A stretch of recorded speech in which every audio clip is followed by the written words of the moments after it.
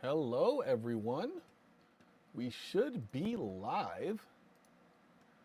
Welcome to our Wednesday live. I have no idea how long this was going to last. We're just going to see what my stamina tells me today. Um, it'll either be great or it will be good. But you shoot for the stars, and if you land on the moon, you don't complain, right? So we did stream yesterday. I wanted to do another stream because yesterday's stream was really short, and I obviously wanted to stream more this month, and I also wanted to make more videos this month. I still have 3 ship reviews to do. Well, 1 vehicle and 2 ship reviews, and those will be coming within the next week. Got to get in the game and actually drive them around and see what I like about them. See what I want to do with each one of those things first. Yeah, I'll probably at some point. I don't know if I'll do it live or whatnot, but I definitely, um, I definitely want to get in and kind of give my first reaction to the Starlancer TAC because I have been waiting on that for a while, and so I know some people were like, "Hey, you should like film yourself walking through doing your first walkthrough of the Starlancer TAC." So yeah, I might do that. I did it with the Polaris, but then like I sat on the video for like 2 months. So yeah, I still need to do a few things. I have a lot of in-game things that I need to do still. So yeah. What's up, Spaceman Dave? What's up, Matthew Ward? What's up? So this stream is going to be very question heavy. I wanted to not necessarily focus on anything, but just have a very question heavy stream because I noticed that in the last one, and I think it was like a week or two ago, there was another one where a lot of people had uh, questions and I didn't get to answer them. I know there's a lot of fleet questions out there. I know there's a lot of like, what are you gonna buy? What are you looking forward to type of questions. So whatever you got, this is the time. Ask all the questions you got and we will keep it moving. This is the questioners stream. I do have something that I can do while I'm awaiting questions, but I will definitely answer the questions. Um, I think I don't think there was a bunch of stuff that came out. I think it was Reddit related.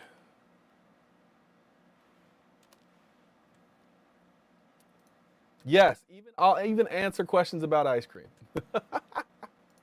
Uh, certain favorite questions I won't answer though because those can be used as like your answers to questions for like guessing your password. So I'll give you my second favorites. Yeah, I'll give you all my second favorites. Rocky Road's my second favorite type of ice cream. Oh man. Actually, no. I have to change that. I think what is it? Not Honey Crisp. It's honeycone? Honeycone? It's honey something. Honey something is my second favorite. My first favorite is well, it's Sweet Jenny's, but I don't remember the actual name of it because it's brand new. I just recently had it and I was like, "Oh my goodness, this is my new favorite ice cream." What's up, Stockpile? What's up, Mary? So I'm waiting for a medium salvage ship. Stockpile says, so I'm waiting for a medium salvage ship. Who do you want to see make one, and what price range do you think CIG would list it at? All right, medium salvage. So let's hop over to my trusty dusty shipmatrix.space. If you didn't know, this is one of those. What's up, William? one of these websites that I use constantly. So shout out to the guys at Interstellar Committee for Classifications and Standards. Um, Here, I'll put this up on screen so everybody can see it. I constantly use this because it has a lot of different types of information all in one space. So I don't have to have multiple windows open to get certain like information. What's up, Squall? For the folks who are dual streaming, or for folks who are not dual streaming, make sure you dual stream on YouTube and Twitch. If you dual stream on both, you qualify for both prizes. So always, if you can, do the dual stream and make sure you leave at least 2 comments a few minutes apart so I know that you watched at least some part of it on each one of those.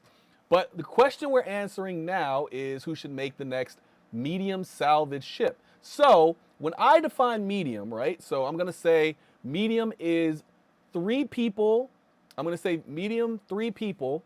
I think it should still be operational with 2, but I'm going to say 3 people should be the optimal standard for a medium ship, and maybe even open to 4.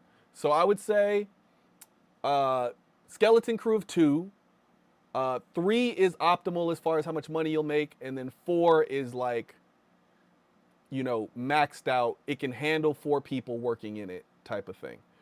And then I think anything you go above that, you probably, if you have 5 crew or more, you probably should be in the bigger salvage ship and not the medium. So let's see. So the way I'll do this is I'll say, all right, who has, I want to do industrial. So let's do manufacturer like this.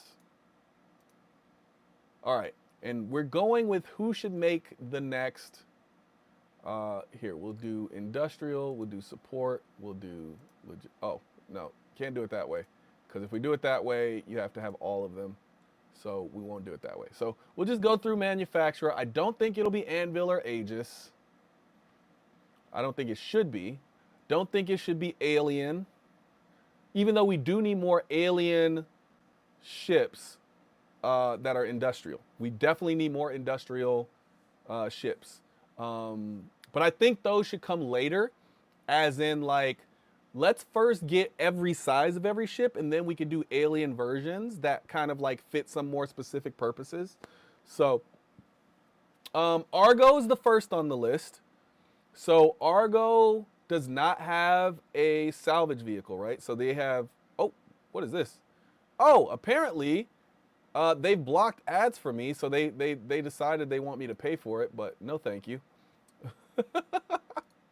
And that's part of why, because like, don't pop up on my screen like that. Don't you know that's the entire point of why I have you, is to avoid pop-ups, and then you try to get money from me through a pop-up? That's not smart. It's not smart. You shouldn't do that. That's kind of counterintuitive to why you exist. Anyway, back to it. So they have the cargo, the personnel, the tractor. The raft, of course, is for freight, external freight. SRV is for recovery, and the mole is for mining.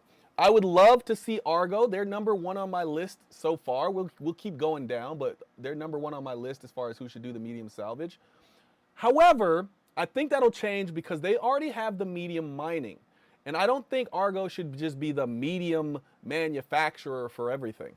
So I would love to see somebody else do it. So I'll say they're number 2.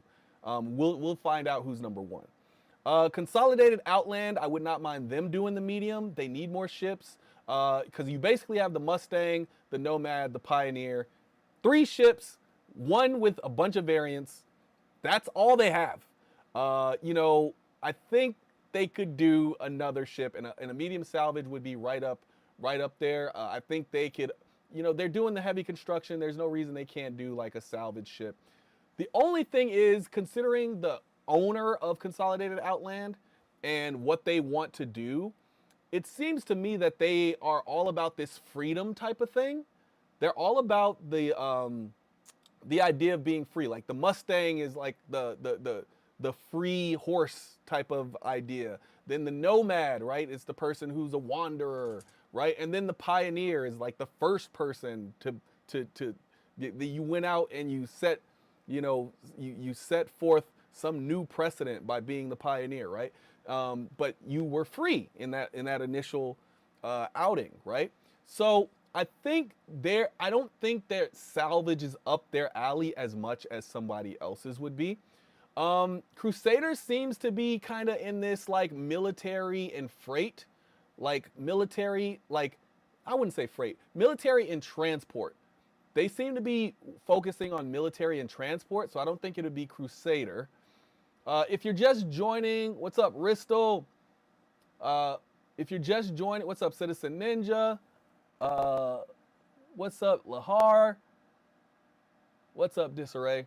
So, if you're just joining, we're trying to figure out who should do the medium salvage ship, and I'm going through the manufacturers, trying to eliminate them. Drake, I think, Drake is on the list. So Drake has, one of the reasons I think people really like Drake is because they will do everything. Look here, they got medical, they got prisoner transport, interdictor, they got Pathfinder scanning, they got a data ship, gunship, freight, dropship, carrier. Like, they just do a little bit of everything. But because they do a little bit of everything, that's probably why they're not number one on my list of who should do it, because Drake just has a lot of ships. So I'm gonna keep going. I would love to see Asperia do something that's more industrial related, but everything about them says fight. So I don't know if they would be the right people to do it. Gattac would probably be my number one for who I want to do the industrial alien salvage ship. However, again, I think they have to fill out a little bit more of what they do before we get to the salvage ship.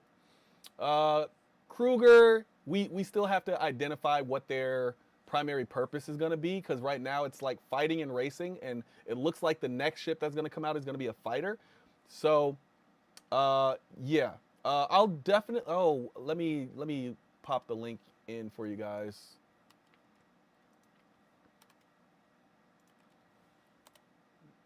Shipmatrix.space is the link that I'm putting into the chat.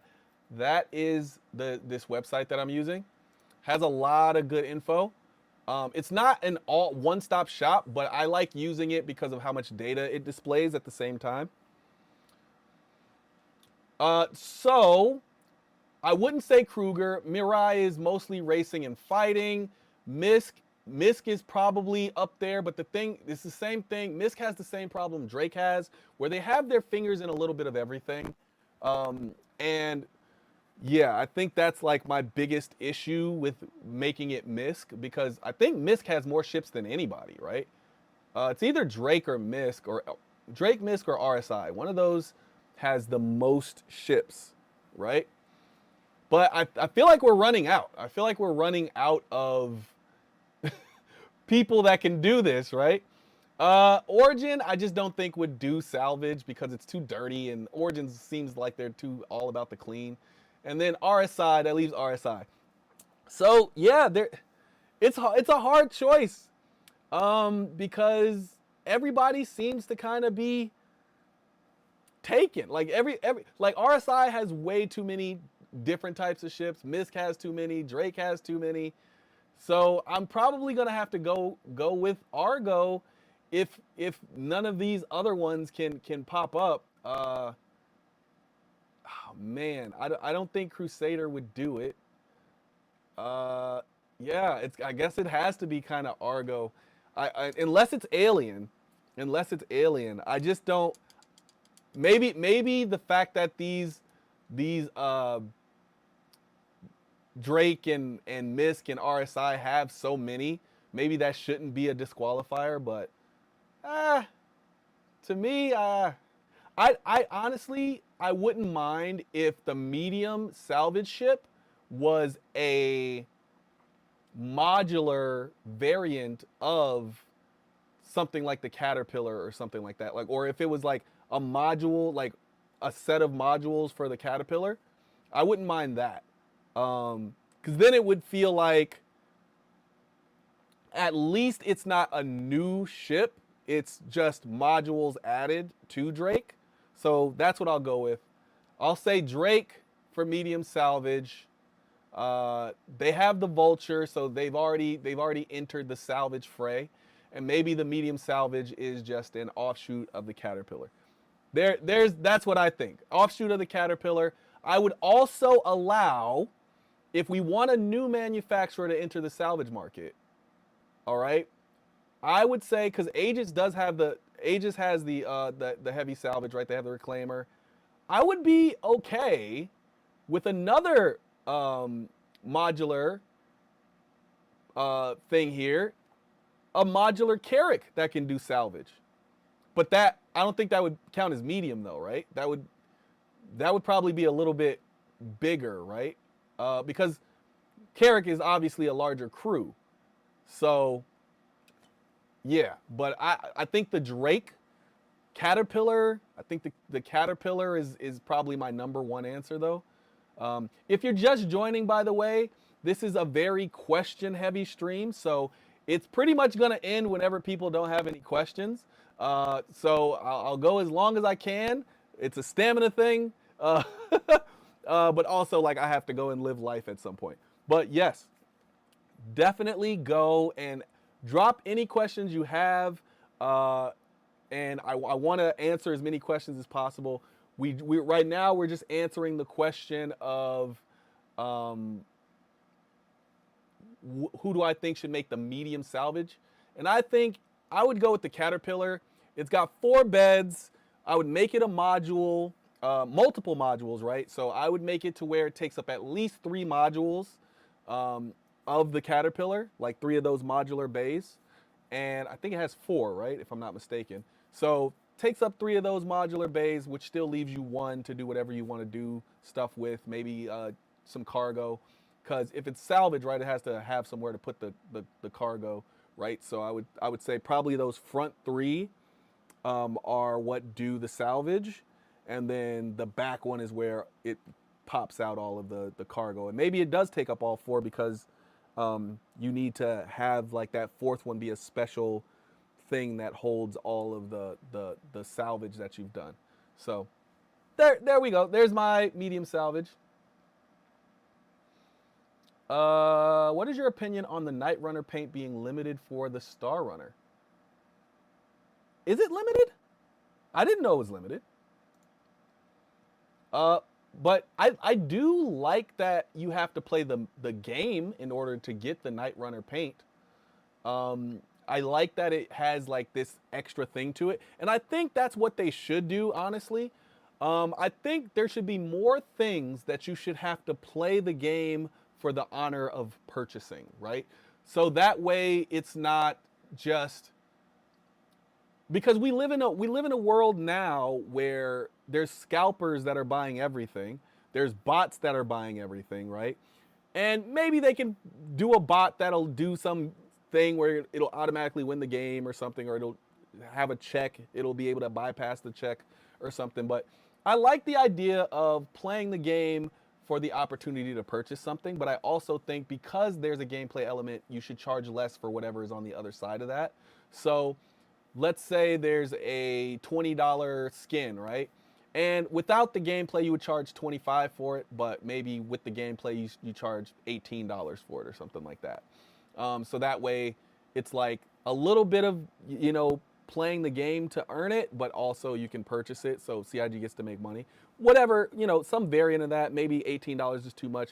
You can figure out the number, but the idea, I think, is certain things should be limited, and I am for the idea of paints being limited, so that way, you have to, I don't think it should only be purchasable. I don't think anything should only be purchasable unless it's related to like a whole limited ship that was purchased at a specific time, like at concept or something like that. Because I do think people who purchase things at concept, or who get an upgrade at concept, whatever it is, who spend that money at concept or whatever, I think they should have something limited to them, as long as it's not game breaking, right? It should only be something cosmetic. So I could see that. I could see some things being limited to the concierge store. Again, nothing game breaking, only like cosmetic stuff. Um, but yeah, I think all those things should still be available in the game at some point. You could just make it extremely difficult to get those things so that they stay rare. So the Night Runner paint being limited, I don't know to what extent it is limited, but yeah.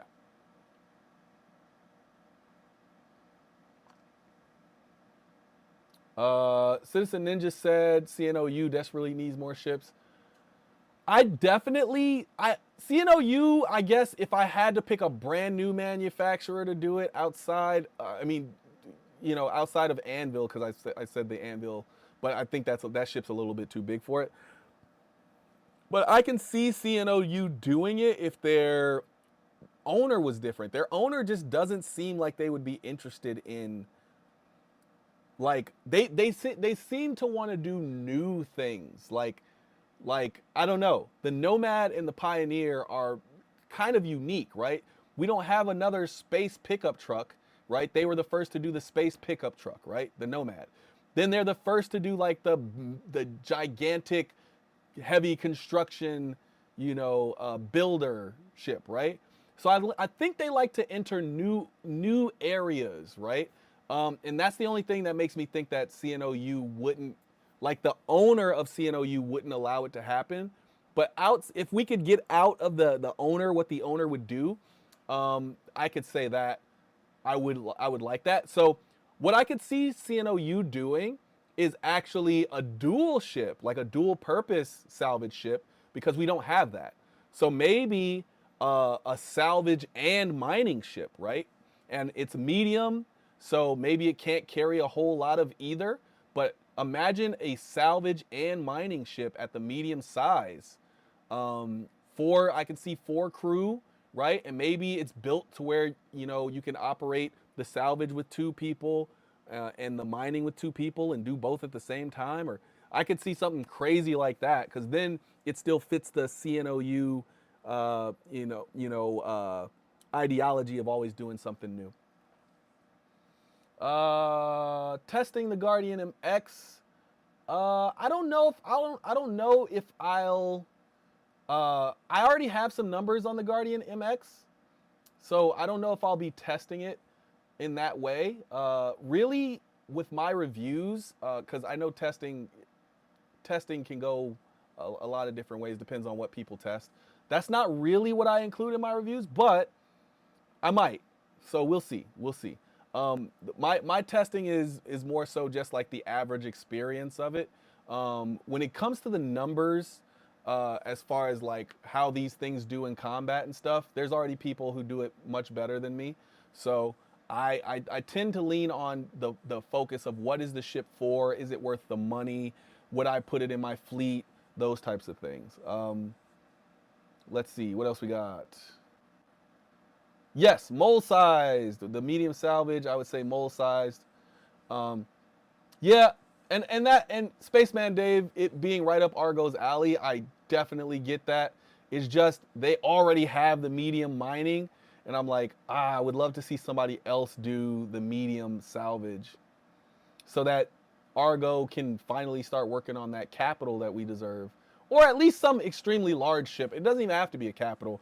I think a lot of people would love to just see a large Argo ship, like a really big Argo ship. I don't know what it would do, but I would love to see it. Let's see. Tak or Asgard from a solo player perspective? I don't know enough about the Asgard to answer that question. So far, from what I've heard, I would prefer the Tak, but I have to actually wait until the Asgard is out before I can answer that question, because the Tak is one of my favorite ships so far that has ever been created. So Asgard has an uphill battle for that one. Drake should have a starter salvage about the size of the Golem, and a module to help on the Caterpillar. Have the start salvage ship fit in the cat bays, so you can have like a little swarm of salvage. I like that. Night Runner paint was time limited to a game on CIG's website. Yes. Rare items should be in the loot pool in the game. Correct. I agree. Love the F7A upgrade for the main reason all the missions it took to unlock and the fun I had playing with friends. Yes. The F7A to me was the epitome of what I want to see more of in Star Citizen, right? Like, and it's also another way, yet another way. Oh, wait, hold on. Sorry. You guys can't even see me. You guys have been staring at that screen for a hot minute. All right.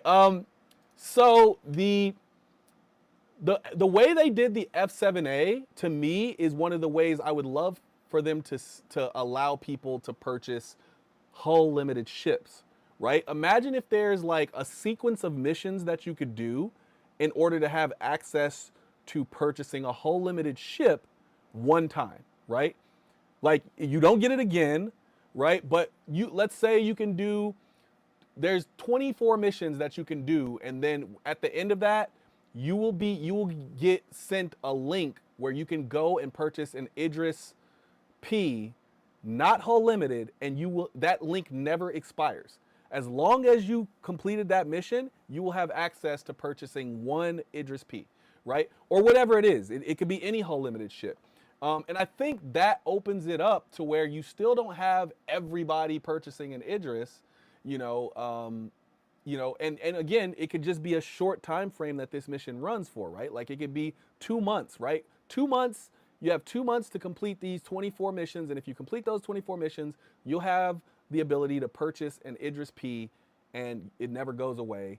You always have that ability to purchase one Idris P, right? Like, and I can see that making more sense because then you still get to limit who has it, because only the people who accomplish those missions will be able to do it. And then people who don't accomplish those missions can still go play the F5 Wars. So I think it would be a cool way of adding, some variety to how people can earn things, limited things in the game. Because the F7A, I have to say, that was one of my favorite times playing Star Citizen, was the the great F7A rush.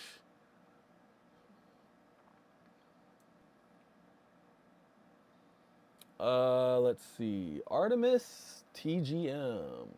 Wait, hold on. Did I skip anybody?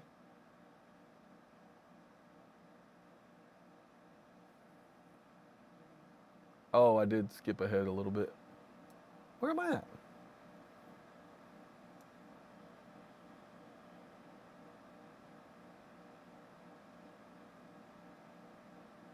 Uh, 10 static Centurions on the landing pads of the Kraken. Will players be allowed to use this strategy for space combat? I think so.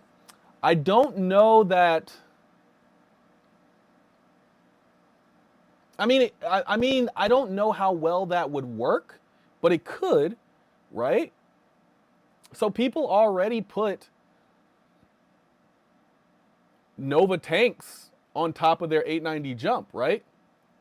So there's no reason that a Centurion wouldn't be able to do the same thing. I just wonder how much more useful is a person in a Centurion than they are in an actual combat ship, right? Like, I would say I would rather have a person in a combat ship on that landing pad than I would have a Centurion on that landing pad. Unless the idea is you're trying to prevent yourself from being boarded, then it would make more sense for the Centurions, I guess. Let's see.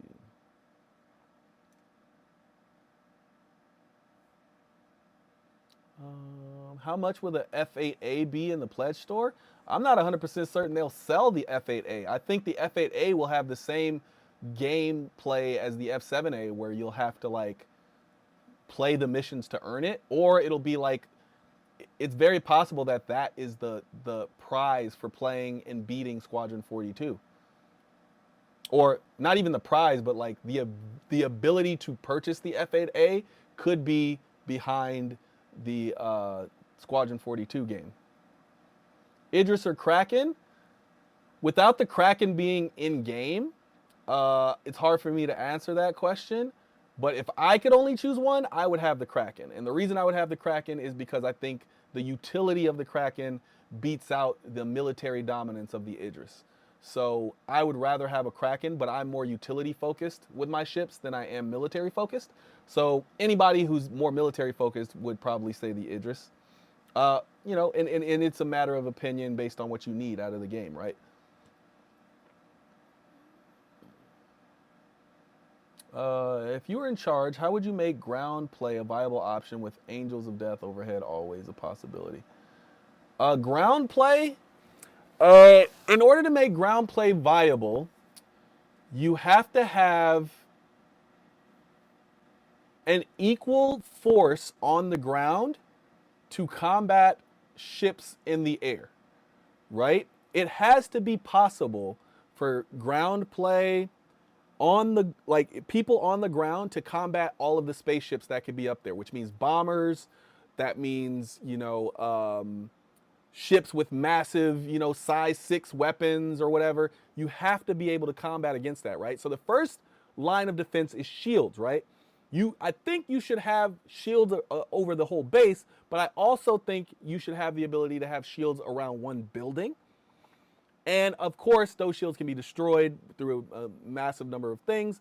But then I think that keeps people from just being like, well, I'll just fly my, massive ship over your base and just light it up, right? But again, those things should have, I'd say those shields that are around buildings should kind of be the same way shields are around ships, where they're not quite, static, right? Like you can weaken them, and then once the shields are down, they regenerate, stuff like that, right? So that's the first part. You got to have more defense for the ground. Then the second part I would say is, that's the first part, right? Yeah. Then the second part would be, you need better anti-air vehicles, and I also think we need static anti-air, like missile and ballistic laser like buildings, right? Where two people can go inside of this building, and then it's like this massive size 6 gun that can shoot things out of the air, right? Or whatever. I think we need that as well. I also think we need a lot more vehicles, right? There's still some types of vehicles that we don't have. We need more variety in ground vehicles. We need bigger weapons on ground vehicles so that we can kind of have a range, because we need more armor. So we need more vehicles that are like these, tank-like things. And then we need, more variety of the types of weapons, like where's our, we need more vehicles with EMPs. We need more vehicles with like disruptor weapons, like weapons that can like, shut your other vehicle down, or if they hit your suit or something like that, they can, make you pass out or something like that. We need more variety. Then next, I would say, I'll probably make this the last thing. I would say the last thing is probably going to be, you have to make FPS combat like synced up with vehicle combat. Like there has to be a connection and a flow there, right? Like if it's person versus vehicle, there should be like a certain set of things that I can run and do to where I can take out that vehicle. The same way, if I'm in a vehicle, there should be a certain set of movements I can do, or a certain combination of actions to where I can take out a group of people. And I think then once you figure that out, all the other things connected with the ability to take things out of the sky, that will make ground combat make more sense. And also party, you need all the party stuff they talked about in CitizenCon, that has to be in the game as well.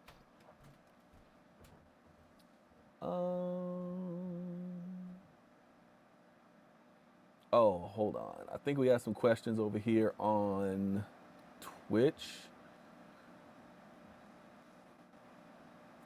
Let's see. At this point in time with SC's development, Northern Tech Hermit says, "What's up, Pyrell? Shout out. What's up to the Great War Mage? What's up, Ray?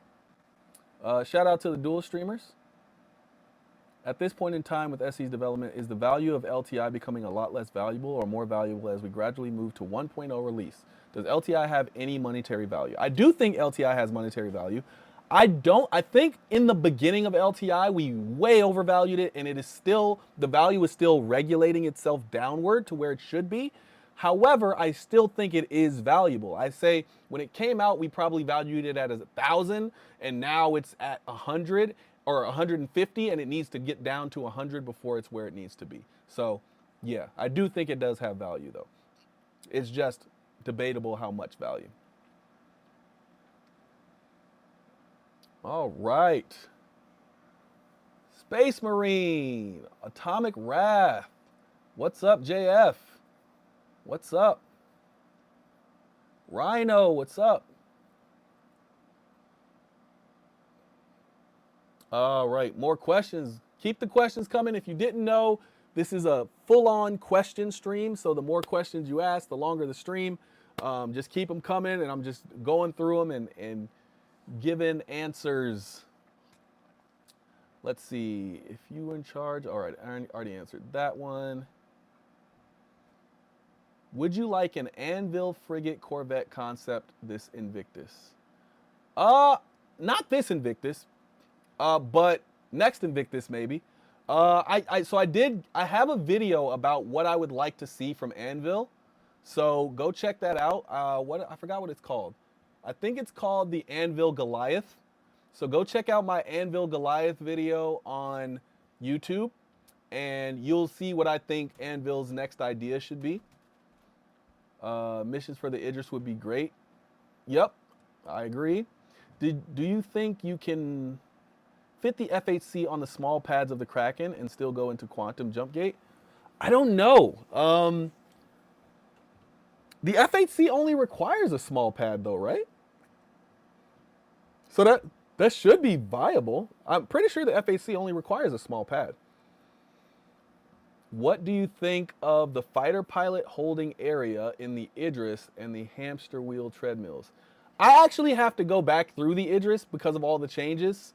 So I'll have to hold off on answering that one. Because they changed it so much that now I have to go and find one and go look through it again. Yes, Space Marine, appreciate the dual stream. Just so you guys know, you do get a free subscription on Twitch. So if you have an Amazon Prime account, you can subscribe for free on Twitch. So it's different.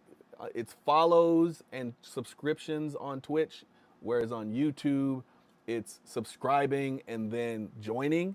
So this would be the equivalent of joining on YouTube, but on Twitch. So on Twitch, it is subscribing, and when you subscribe, you get extra stuff. You don't have to watch the ads and stuff like that. So if you have Amazon Prime, just so you know, you can use that on any Twitch channel. So go ahead and do that. Also, guys, don't forget to like or dislike these videos because that does help the whole algorithm thing.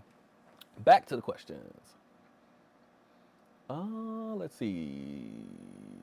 What did you think of the fighter pilot holding area? Oh, wait, already answered. Already said. I have to wait for that one.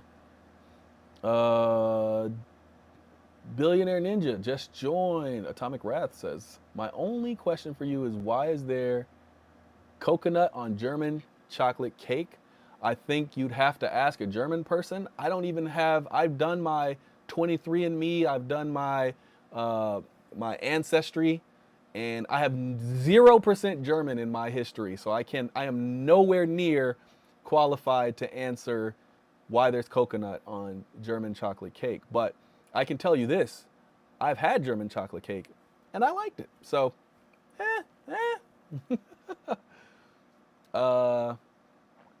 destructible terrain. I like that as well. So I think we are getting destructible terrain. I don't know how destructible it will all be, but they did show at CitizenCon that we are getting destructible terrain. All right. Welcome back on Twitch. Let's see what else, what other questions you got over here. Let's see. Consolidated Outland is missing a patrol vessel, cruiser to complement one or two of their fighters in a small squadron. Consolidated Outland is missing a lot of things. So they're missing a lot of things. So yes, they are missing that and everything else.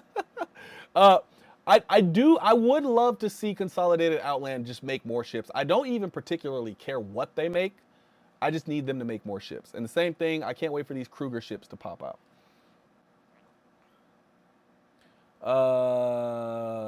Since we are getting bigger ships, when do you think we will see a giant loot pinata like a king ship in the verse? I think post 1.0. I don't think we'll get any king ships before 1.0. I think unless you count the Javelin, which might come with 1.0 or like slightly after Squadron 42, that's the only thing I can think of the closest we would get. But the Bengal, I don't think we're getting until post 1.0. So.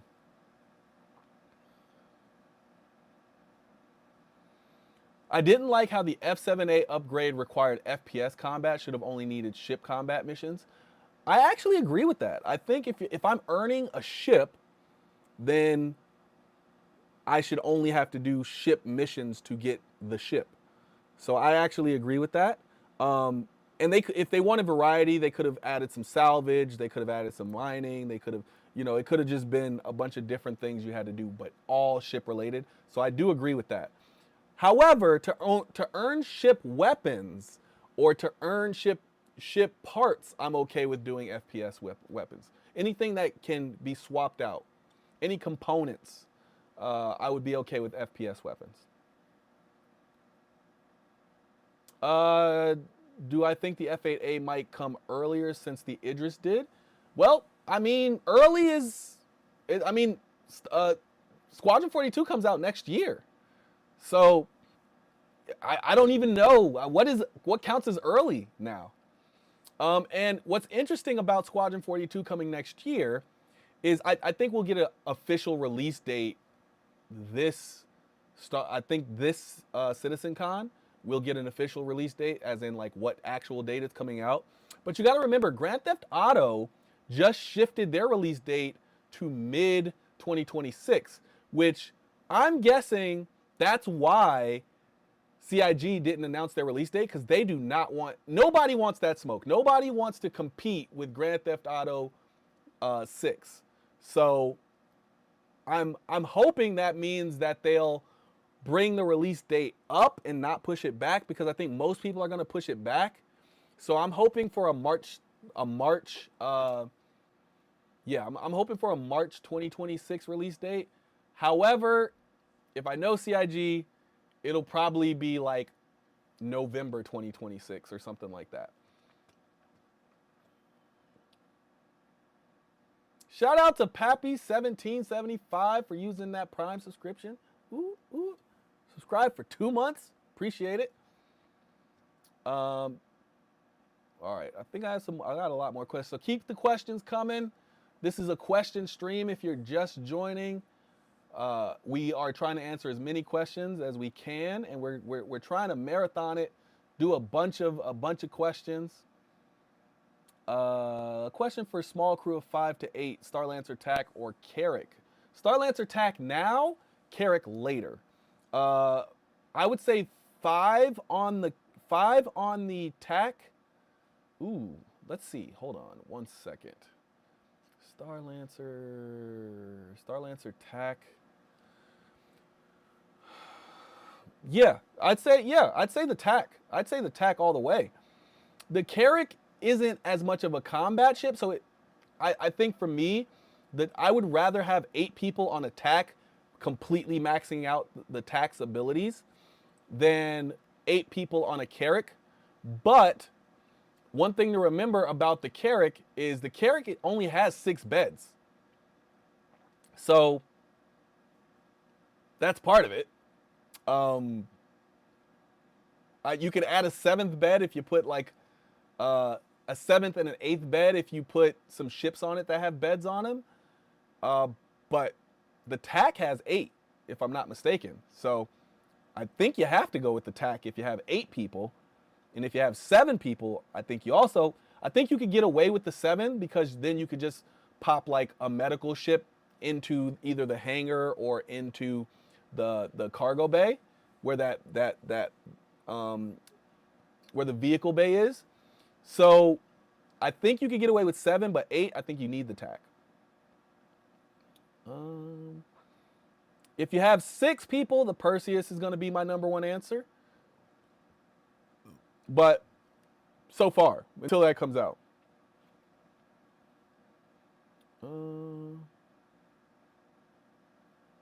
Oh, sorry you had to leave, Ray. Sorry your Wi-Fi is crapping out on you. LTI has collector value for resale, and for in-game, it'll be useful to manage large fleet costs 10 years after 1.0 releases. Yeah, so great point. Citizen Ninjas brought this point up before, where most ships you can still get 10-year insurance on. So LTI isn't really going to show its value until 10 years later. At the same time, I think that LTI is more of a set it and forget it type of thing. So even though you don't realize the monetary value for 10 years, not ever having to worry about it and putting yourself in a position where you never have to worry about it, rather than watching a clock tick down, however long that clock is, I think is always going to be the better choice for me. But also, I think it also, on the other side of that, is like 10 years is plenty. You know, I can imagine there's people that'll only play Star Citizen for 10 years and then they'll probably put it down. So 10 years, I think this is why we're not getting LTI on everything, because I think people are like, well, yeah, LTI is like the best. It's the optimal, but 10 years is plenty for most people. Most people will not play Star Citizen past the 10-year mark. They'll find something else in 10 years. There'll be some new evolution of game in 10 years.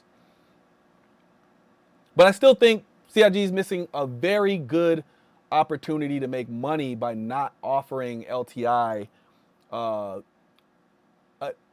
ability to add LTI to things. I think it doesn't have to be an always ability, like it's always available. But I think they could definitely have like a limited LTI sale where they just say, for 30 minutes or an hour or whatever, you know, you can buy an LTI token that will actually add LTI to whatever ship you want. You know, I think that would make them a lot of money. But like I said, I think CIG has a lot of things in the pocket, right?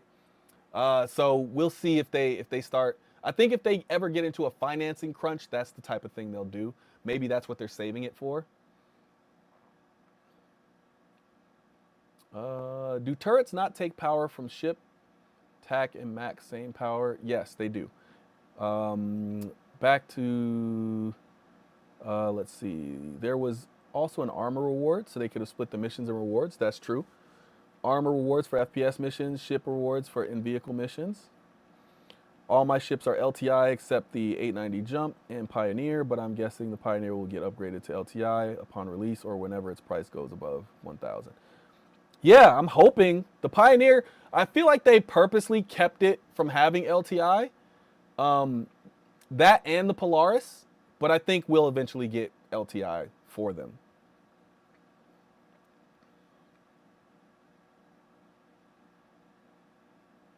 I think CIG will sell land claims again before they sell LTI upgrades. I agree with that. I definitely think LTI upgrades is more back of the pocket. Definitely. Land claims are more front of the pocket. All right, back to YouTube. Let's see what you got over here, YouTube. Twitch, add some more questions, Twitch. We're back on YouTube for now. Let's see what we got. Do you think we will see, Artemis TGM says, do you think we will see the Medical Atlas Spartan this year? This year? No. If we get one. If one is, I don't know if this has been confirmed or not, but I would say, I need to know the purpose for it, right? Because we have the NERSA.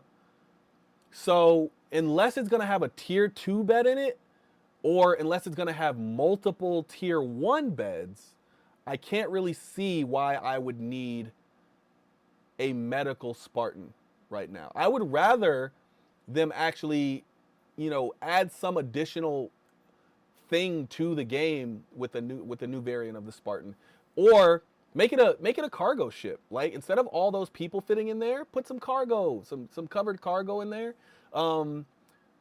I could also seeing it be like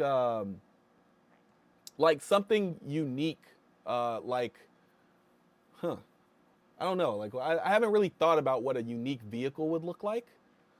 Let's see. What would a unique vehicle kind of look like? It could be a massive mining vehicle. It could be our first salvage vehicle. It could be a science vehicle. Yeah, there's a lot of things it can do. So I would love to see something else. But if they were gonna do it, I would say it would at least it would either need a tier 2 bed in it, or it would need two tier 1s in order for me, or not tier 1s, tier 3. My bad, I misspoke earlier. I meant two tier 2s. No, 1 tier 2 or 2 tier 3s. If it had either one of those in it, it would definitely be a great ship if it was medical. I want Drake to make a barely armored transport that holds 8 to 10 people. Make it like a VW microbus or one of those old Toyotas with bench seats in the back. And that would be Drake. Drake has the mule, right? Huh. I wonder if Drake would be open to that, because they only have the mule, right? Because that's the only thing. I wonder if they would. I don't know if that would be their next vehicle, because their first vehicle focuses on freight, and it's not that great.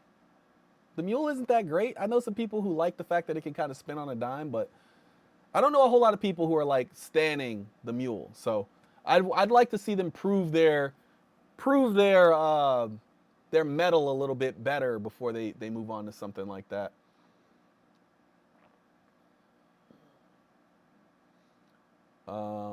Medical Atlas would make it easier to stack bodies. The Drake Blaster Buggy. How's life? Life is good. I'm busy. Booked and busy, you might say. What's up, Karam? Will the Endeavor have a base building module? I don't think so. Because the Pioneer took so long for them to figure out. I don't think they'll be adding base building modules to massive ships anytime soon. Would be epic if Endeavor had a XL base mod. I think the Endeavor is already doing too much, and they're already upset about how many things it has to do, so I don't know if it'll get that. 10, what's up, 10? Oh, the cake is named after Samuel German, not the country Germany? I did not know that. I learned something today. Look at that. I want trees destruction. I think we're getting tree destruction. Would you like to see a variant of the Reclaimer with no claw refinery but combat focus? Oh yeah, that would actually be really cool. I would love to see a combat variant of the Reclaimer. We gotta come up with a cool name for it though, because Reclaimer is in the title of it, so it would have to be like, I don't think it would be like a gun focused ship. I think it would be like a ramming ship or something. It would have to be something crazy like that, where it's meant to just like fly into other ships or do something crazy, like the Reclaimer Kamikaze or something. That's all I can think of. How do you think they'll manage the amount of large ships? I know more sub-capital or capital ship owners than I know people ready to be a crew.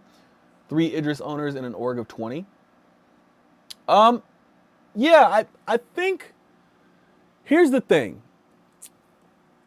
The community is different than what it is now. And what I mean is, the most visible people in the game right now are like the people who are, in orgs, the people who are like streamers and YouTubers, the people who have spent tons of money on the game, like the people who go to CitizenCon every year. Like, there is the community, right? The visible community, and then there's the kind of invisible community, which are the people who are like, I'm not spending more than $100 on this game. Are you guys insane?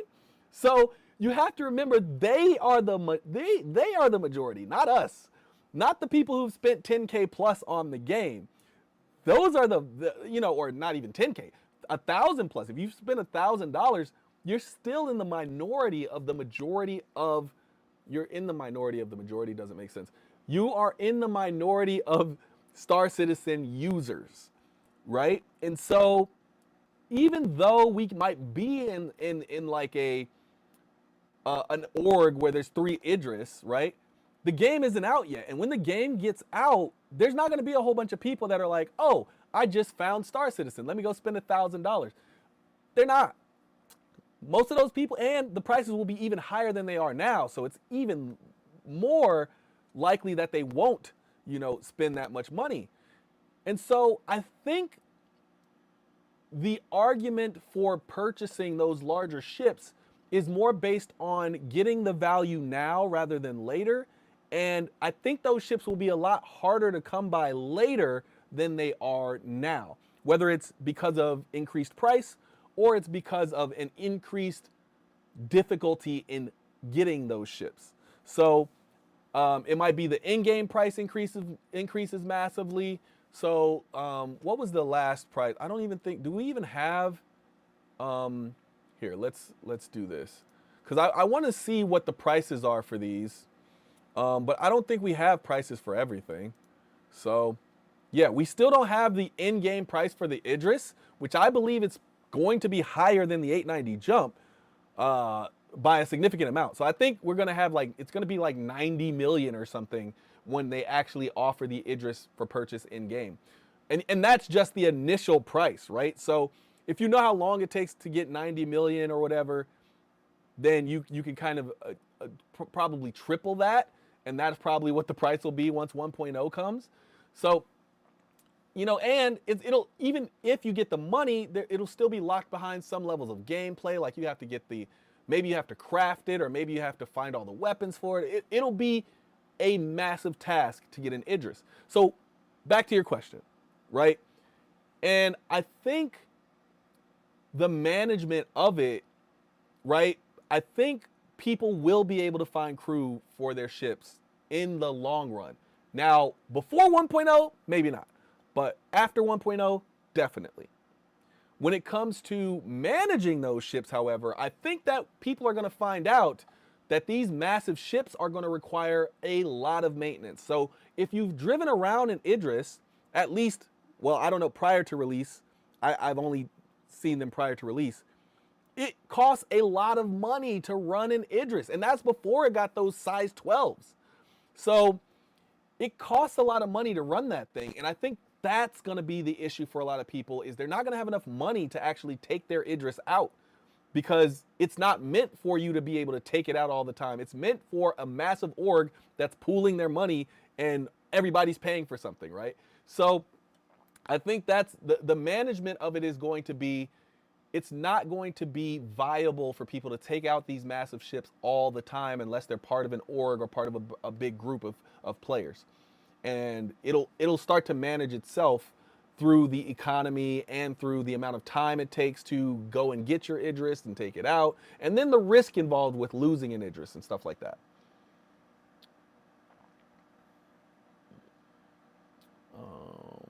Let's see.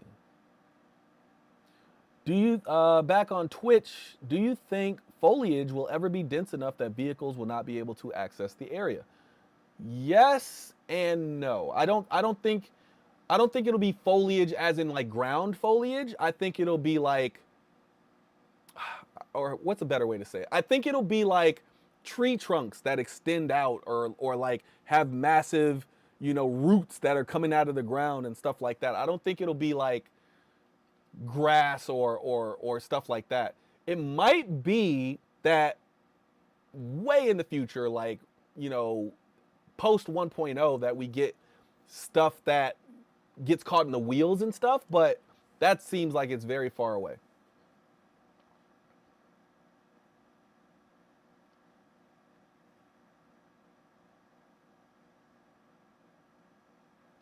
All right, YouTube, what else you got?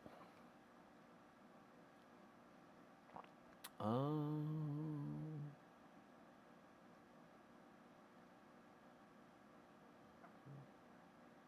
Missions to get supplies for upgrades and combat for components. Yep.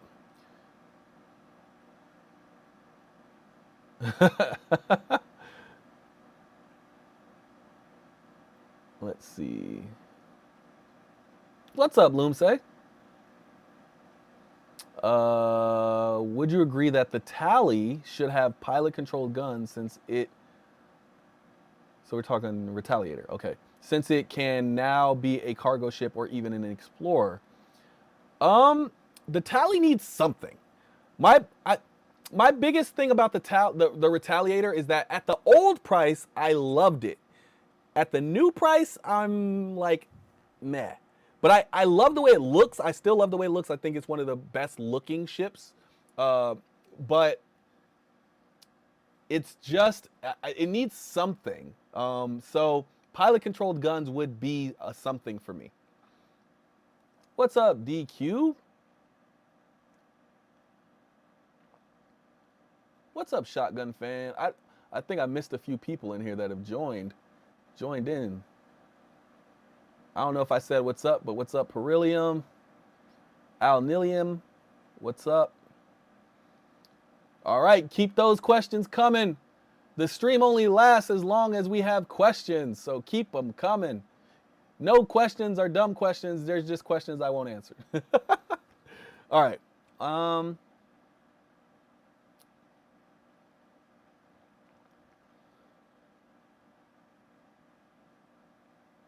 All pledge ships are LTI. 120-month insurance is for components. Yeah, you never lose the ship. I think I think we're talking more of the idea of how you would get that ship back and not having to worry about it. Because I do think you can lose a ship that you purchase. It's just but they haven't really discussed how you'll get that ship back if you purchased it, but there's no insurance. Have they? You purchase it, no insurance. Your insurance is lapsed, right? There's no insurance on it. You purchased it. Well, they haven't described it in detail. I think that's what I mean here. And I think the idea is you'll have to do something that's annoying in order to get that ship back if it doesn't have insurance on it. I just don't know what that thing is. Idris Laser on a Spartan. I love it. Let's do it. Cuddy Black has 6 jump seats by the back door. Yeah. Question. When base building starts in earnest, do you think CIG will sell supply packs or just sell structures outright? Structures. I think they'll sell supply packs before structures because I feel like they still want you to buy or to build it because that is data for them. So I don't think they would sell the structures. I do think they would sell the supply packs. Like, okay, you want to build a massive refinery. Here's all of the supplies for the refinery without you having to go and get them, right? But at the same time, I hope that's very limited, and I hope it's only for cosmetic things. Like, I wouldn't want it to be for a refinery. I know I just used that as an example, but I wouldn't want it to be for a refinery or anything like that. I would want it to be like a house, or, if it is something useful, it should be like walls or something like that, right? Like things that everybody needs and everybody should have on their base. Roads, right? Like stuff like that. I wouldn't want it to be anything super, super game changing. Endeavor cannot land the modular section, so could only get a manufacturing module for component ships, probably not for bases. You might not have to land it, though. It is very possible that the Endeavor, if it did get that, would just float while it did everything. It's not out of the realm of possibility, but extremely unlikely. So I don't think the Endeavor's getting it anyway. I don't think they want to add any more modules to the Endeavor. I think the Endeavor is going to be one of those things that they're going to finish it and be like, because I don't think I think the Endeavor was like, man, like this game is so awesome. What else can we do? How can we push the boundaries a little bit? And then they pushed it too far with the Endeavor, and they were like, whoa, let's never do that again. Let's never do that again, because that is crazy. Why did we say we were going to do that? So I don't think the Endeavor's getting anything more than what it has. I think they will give it what it, I think at best, I can see some 1x1 modules for it, but I don't think it's getting anything more than what it has. I think they'll just put it out, improve it, like based on what it can already do, and that'll be it. Instead of the Reclaimer, it could be the Decimation. I like that. Not going to spend $100 on the game. Well, I mean $100 in addition to like their initial $45, right? Like, so I guess it would be $145 is what I mean. So pardon my language on that. So what I mean is most people, they're going to purchase the game and then they're not going to purchase anything after that unless it's like something small, right? Like, you know, people who play Fortnite might buy some skins, some dances and stuff like that, but they're probably spending maybe $50 a year on the game. So like by the time they pass that $145 mark, it'll be like 2 years, right?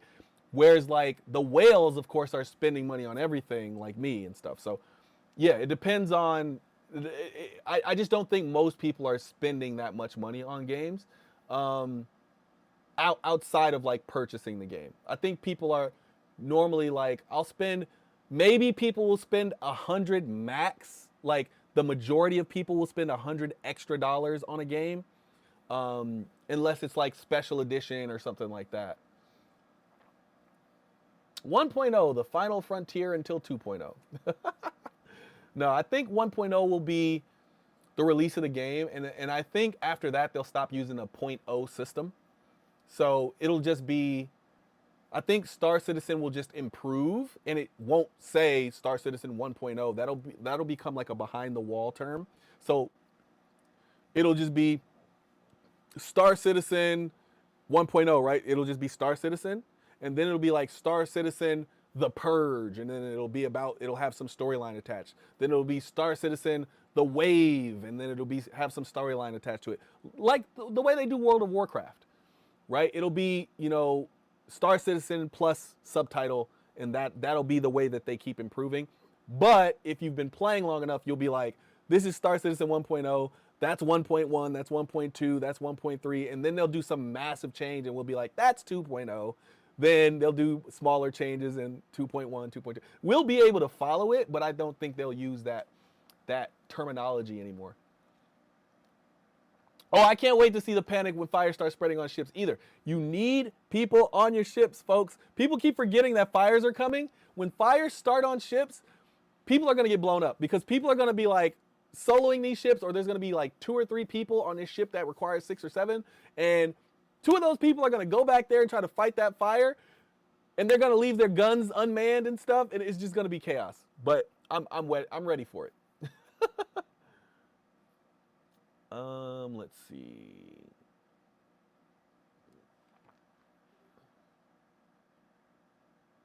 What would be a good spin-off like Mirai, but for another manufacturer?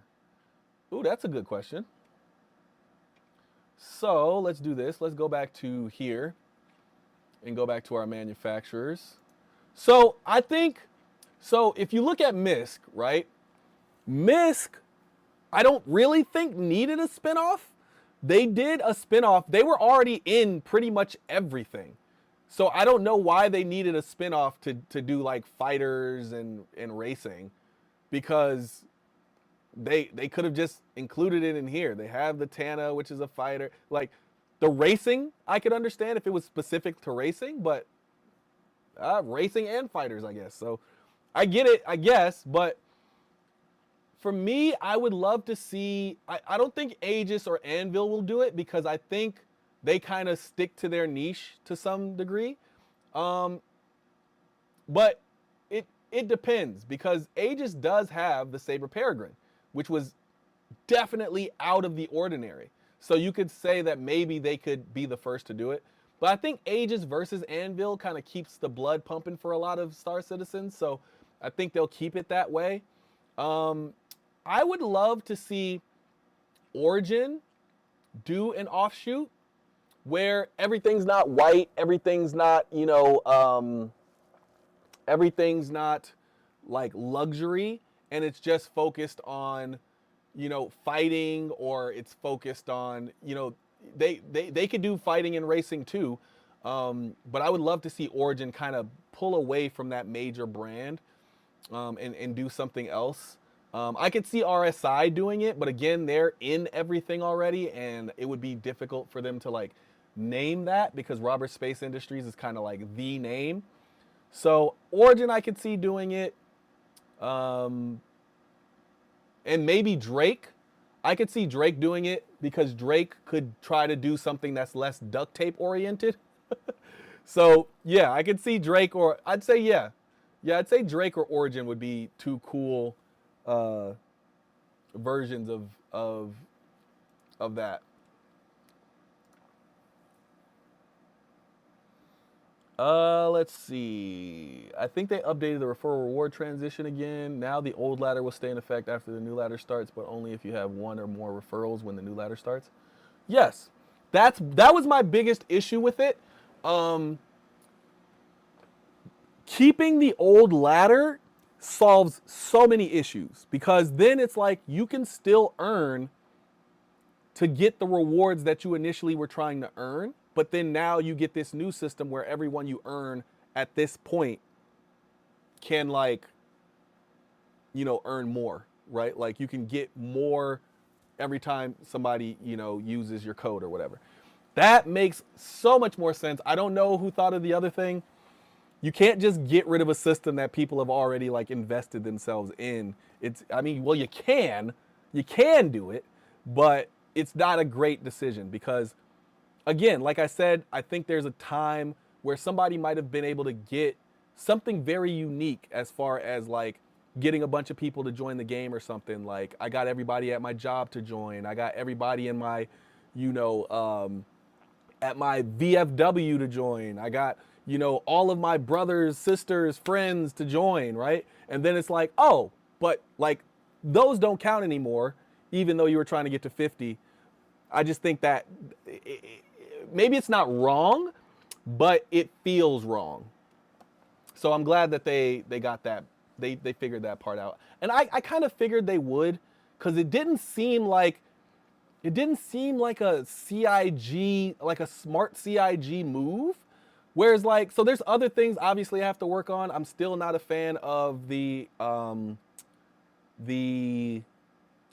flight blade drama stuff. Like I'm not even, I don't even want to talk about it. But yeah, they still like, I just think there's certain things that don't really scream good CIG decision. And then there's things that that CIG will end up changing.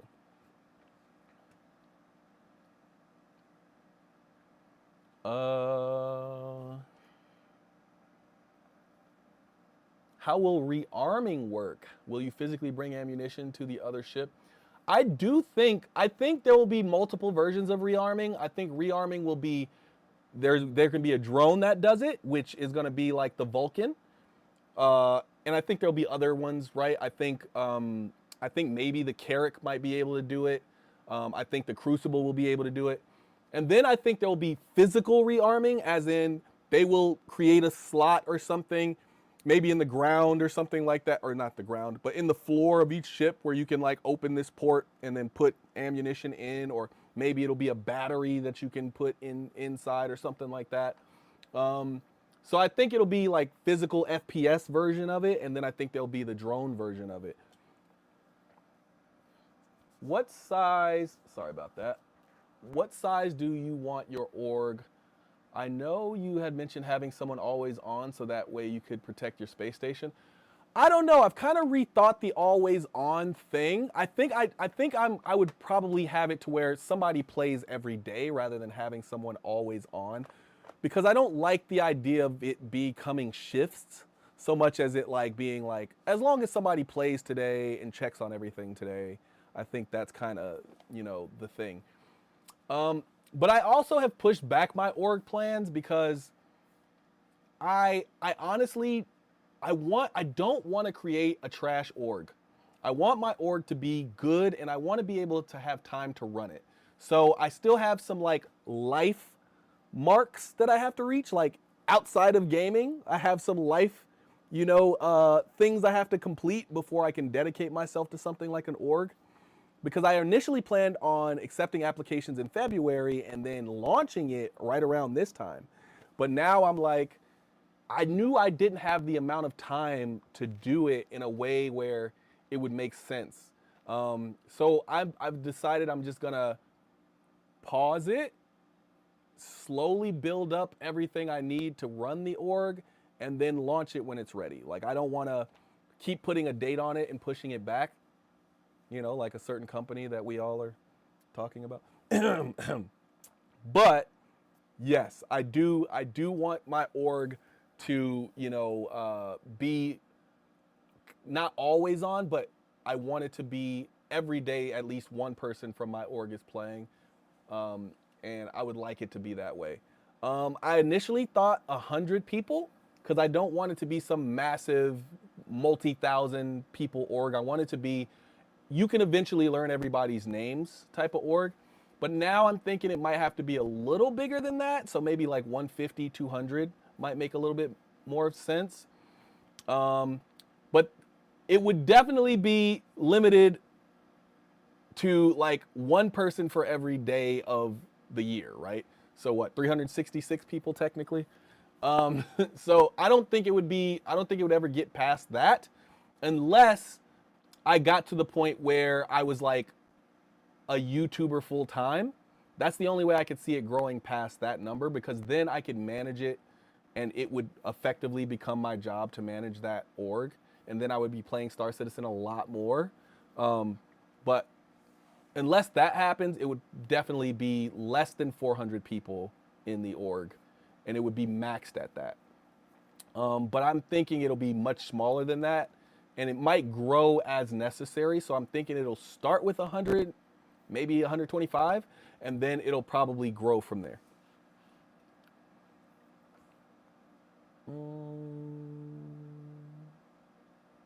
Oh, so you have to pay outstanding insurance fees plus a premium in order to to recover your warranted ship. Okay. I like that. I hope that amount is massive though. I want that premium to be insane. I want that premium to be like, you forgot to put insurance, so you got to pay half the price of the ship. Like straight up, I want that price to be insane, because that makes it to where people are like, no, like let me put insurance on this thing. When you rent a ship in game right now, can you insure it with in-game currency? Nope.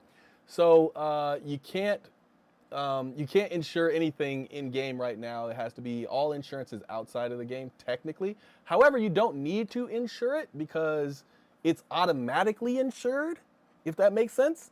You can, any ship you purchase in the game. Oh wait, rent? Actually, I've never had a rented ship be destroyed. I can't answer that question. I can't, because you said rent, not purchase. I don't know. How does rent work when you get when the ship gets destroyed? You don't get another one, right? Huh. And do you have to pay if it gets destroyed? So I can't answer that question. Somebody else in the chat is gonna have to answer that one. You have to pay a chassis charge to get it back. Yeah, okay, yep, definitely. Let's see. With a $350 to $400 budget, what one shop would you recommend a new player buy or invest in? Oh, ship. I answered this question. I actually have a whole series on what to purchase at every budget level, starting from a starter pack all the way to like 25 grand. So Artemis TGM, Go check that out. It's one of the series that I am very proud of. I put a lot of work into it, but I tried to answer this question for every budget point. Basically, if you have a budget and you're like, I have this amount, you can go to those videos and boom, it'll tell you what I think you should purchase with that money. So definitely go check that out. Um, Again, it goes all the way from like, I think it's like $45 all the way up to 25,000, like unlimited budget kind of what you should buy at every level. And I'll probably have to do that every year. I'll probably do those things around like when it's the slow months, right? Like early January or something like that. I think is when I did them this year, so I'll probably wait till next early January and redo those. I'm trying to build up like my video collection to where like I do enough different things to where I can start doing annual things. So, right now I'm doing the capital ships. I'm doing the wreck my fleet thing, or roast my fleet. I keep calling it wreck my fleet. I like both names. Yeah, so I have things in the works, but yeah. Yeah, definitely go check those out.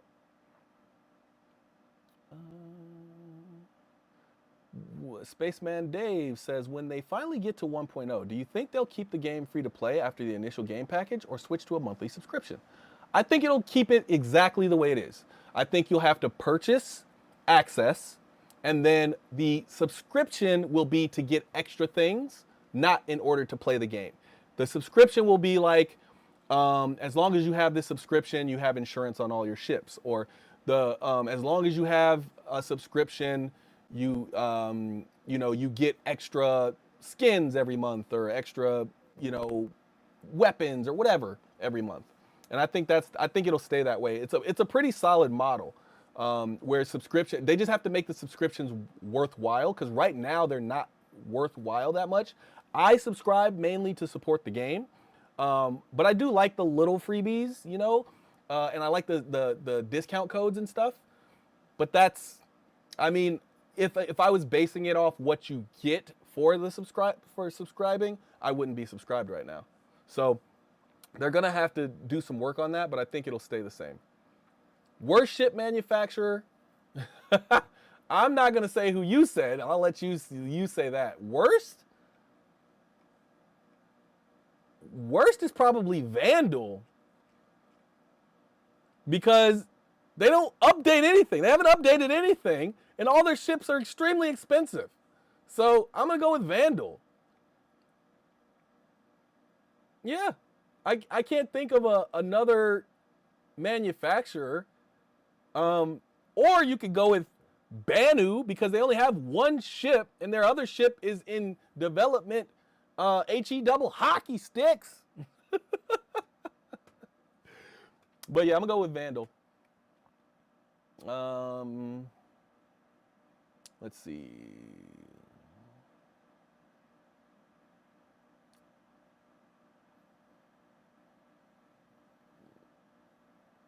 Oh, so the lore for the Misk thing is that they wanted to change the aesthetics and push performance? Okay. Oh yeah, because Misk has the whole thing of where they don't do any like right angles or something like that, so I get that.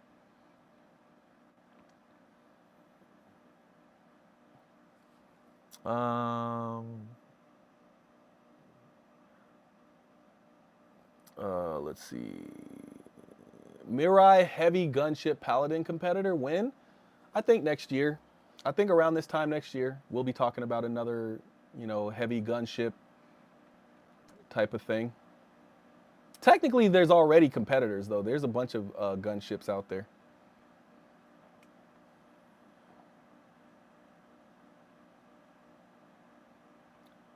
When drones added, do you think they will be bespoke or can be changed to different types, like different weapon systems? I think they'll be bespoke in the way that you can, like, some ships will only allow you to have repair drones. Some will only allow you to have medical drones. Some will only allow you to have salvage, whatever, right? But I do think you'll be able to change the type of drone you have, as in like maybe this medical drone is a lower class medical drone and you can get a better one or something like that. Or maybe they'll have subcomponents that you can change. But I don't think it'll be like, oh, I can just swap out my medical drones for repair drones. So I think it'll be bespoke in that way.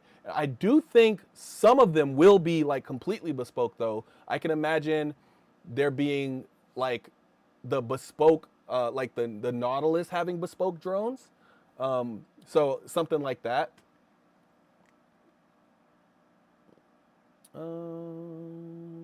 I like that Origin military spinoff division that is marketed more as private security. I like that.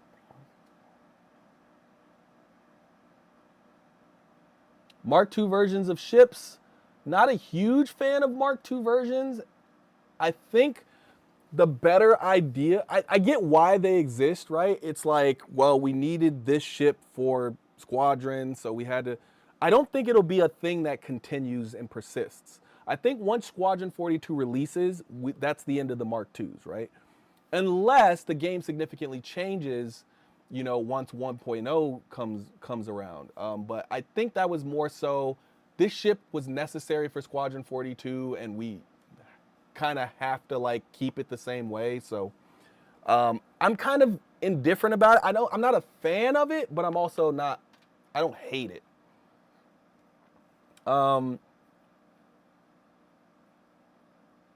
Also, I get what you're saying though. I think anybody who had a Mark I variant should have a side upgrade to the Mark II variant. You have to give up your Mark I, but you can either take the side upgrade and get a free upgrade to the Mark II, or you can keep the Mark I and purchase the Mark II.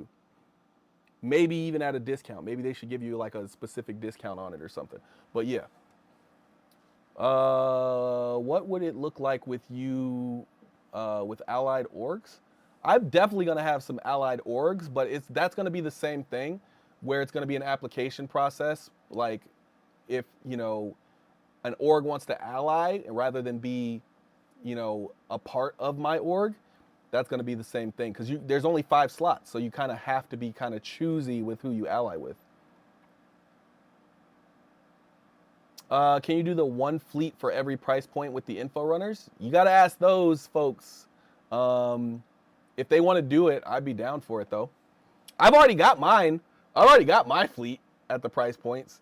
But that would take a lot of effort. It took me a lot of time and energy to put that together. So they'd probably have to put theirs together and then, like, have me on when they discuss theirs. And then, like, we can just compare, like, put them up on the screen and then talk about them. Do you think at this point your fleet is complete? No. I think my fleet is about 95% where it needs to be. And the only reason I don't think it'll ever really be complete so much as it'll be like, I don't need to spend any new money. Actually, I'd say it's closer to 90% because there's still some CCUs I'm missing. And I know there's some ships that are coming out that I don't have yet. So I'd say it's about 90% complete. I'd say I'm at the point now where I really don't have to spend new money unless a new ship comes out and it is at a certain price point where I can't upgrade to it, or it's hull limited, or like you can't CCU to the ship. But I'm very much so very close to getting my fleet done. I don't think there's any major pieces missing. I think it's going to be based on how CIG changes the game. It's not going to be based on like, oh, new ship, pretty. Like, it's not going to be that. Otherwise, I'd already have a Paladin. I'd already have, because I've seen some ships that have interested me. But the Paladin is like the only one. I'm trying to not get a Paladin, actually. I have the Heartseeker, the Super Hornet Mark II, which I thought it was going to be like the same as the Heartseeker before, where it was like this kind of OP variant of the Mark II Hornet, or the Mark I. So yeah, I have some small slots, but I also have a running list of ships that I would like to purchase next. So I have like a list of them, and then I have like put them in order of like which one I want the most.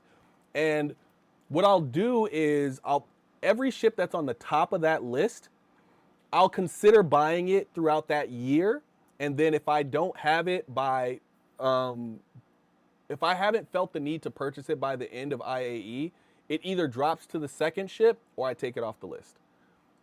And that's kind of my thing. And I haven't purchased any of those ships yet. So there it is. Yeah, I think I'm 90% done. I think it's going to be rare that I purchase ships, but you'll hear it. You'll hear it. I'll definitely, in my review, I'll be like, hey, new ship, this one's great. I'm getting this one. I'm changing this ship to that ship, or I'm just buying it outright. You'll hear it for sure. Let's see. Have you had a chance to try the Scorpius with the new pilot-controlled turret and blades? Nope. I'm probably not going to try it with that. I'm not a huge fan of the turret and blade thing, so I'm probably not going to go in and check anything out with it until I hear some news on how they're changing it or improving it, or until that stuff is in game. Do you think player-to-player trading transactions is a tier 0 feature? Yes, I think I think we'll get tier 0 before 1.0.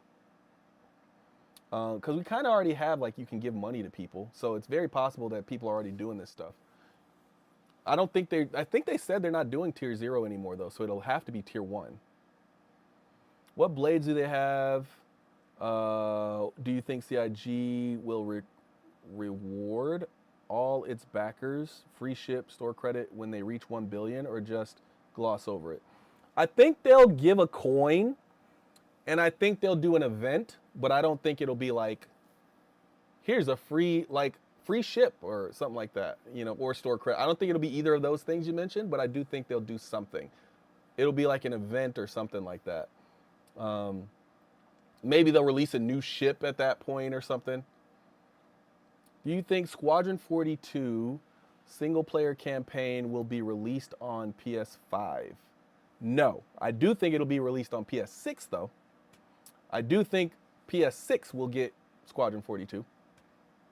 Because the game releases in 2026, it'll definitely be a few years of only being on PC, because they'll have to develop it for whatever system, because they just figured out how to develop it for PC, so they're not going to immediately develop it for another system unless it's already being developed for another system, which I don't think. I think they answered that question on a SC Live, so I don't think it's being developed for another system right now, which would mean it wouldn't be ready. So they're going to give it like a year or two of only being on PC, and then maybe in like 2028 or something, they'll release it on a system. And I think 2028 is going to be the year of new systems, right? So I think we'll get the next generation of consoles in 2028. If not 2028, maybe 2030. But I think with how quickly we got the PS5 Pro, which I think released in 2024, it was only 4 years before we got a Pro variant. So I'm thinking it'll be another 4 years, and they'll release the next wave of systems. That'll be 8 years for that generation of systems, and I think that's plenty.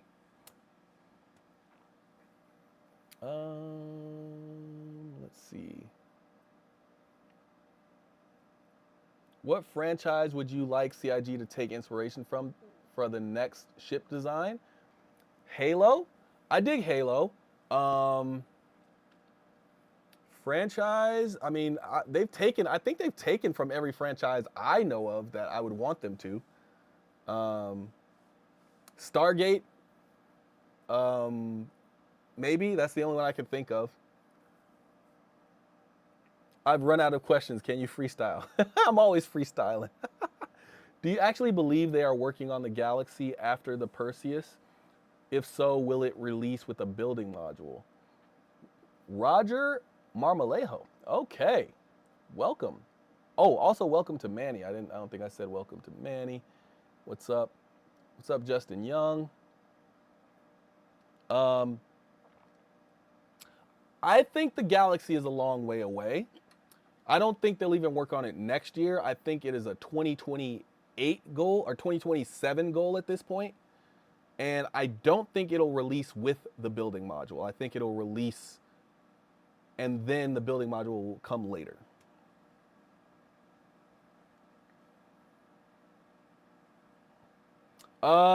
My favorite 5 ground vehicles. What's up, Roger? Uh, my favorite 5 ground vehicles are the Cyclone MT, the Nursa, the MTC now, just because the Rock has been replaced with the Atlas Geo for me. The what else? The Nova Tonk and the X1 Force. Those are my 5 vehicles. And they all have a reason, right? The Force is because it's the only hover bike with a shield. The MT is because it can seat 3 and it's anti-air and anti-personnel. The Nova is because it's anti-air and anti-personnel, and it's a tonk, and it's cool. It's got size 5. You can put it on top of an 890. The MTC because it's the only thing that does what it does, and the Nursa because it adds a bed to any ship that can carry it. It adds a medical bed to any ship that can carry it. And the Rock was on the list because it's unique. You know, it's the only, thing you can take and do a lot of mining with that's a ground vehicle. And I see there's a lot of use for it. And it's not done away with because the Geo exists. It's more like I wouldn't personally have a Geo and a Rock. I would probably get a Rock DS. That would probably be the reason I jumped into a Rock DS, but I just think the DS is in such a bad place that I would just keep the Geo and see what else happens with vehicles. Let's see. Orville, yes, Orville is a good one. Do you believe it is best to work on all module ships in order instead of by manufacturer? I don't get the question. Can you rephrase that? The Daedalus 302 from Stargate was awesome. Yep, absolutely. I think I don't know if I remember the exact names of all the ones I like. The X1 Force is available. It might be available on Origin Day actually. So don't fret. It might actually be available on Origin Day. The X1 Force has been available a few times, so you can still get it. Sorry, Twitch. I got to come back over here and get your questions out here.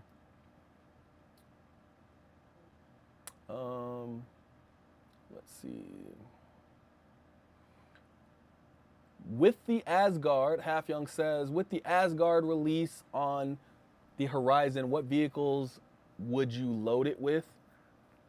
I don't know what can fit in it, and I don't know enough about it to say what I would fit in it. Right now, the MTC, if that can fit in it, but I don't know what the interior looks like, so it's hard to answer. My first thought is, what am I going to use it for, right? So if it's a freight ship, which let me look it up again because I forgot what they said the Asgard was going to be.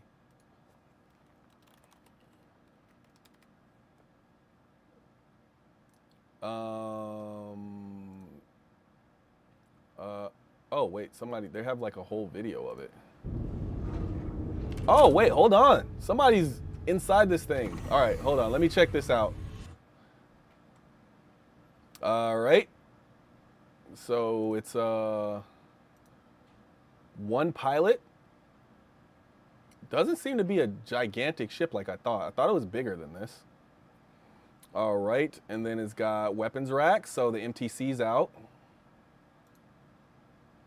Looks like it's got 2 seats.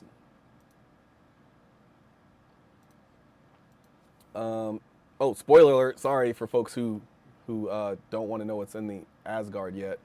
What else does it have? It has what? 2 beds, 2 beds in there. Then it has, what else? What's in here? Bathroom. So it's looks like it's 2 crew. And it has a space for, oh wait, what's downstairs? Has a jump seat downstairs.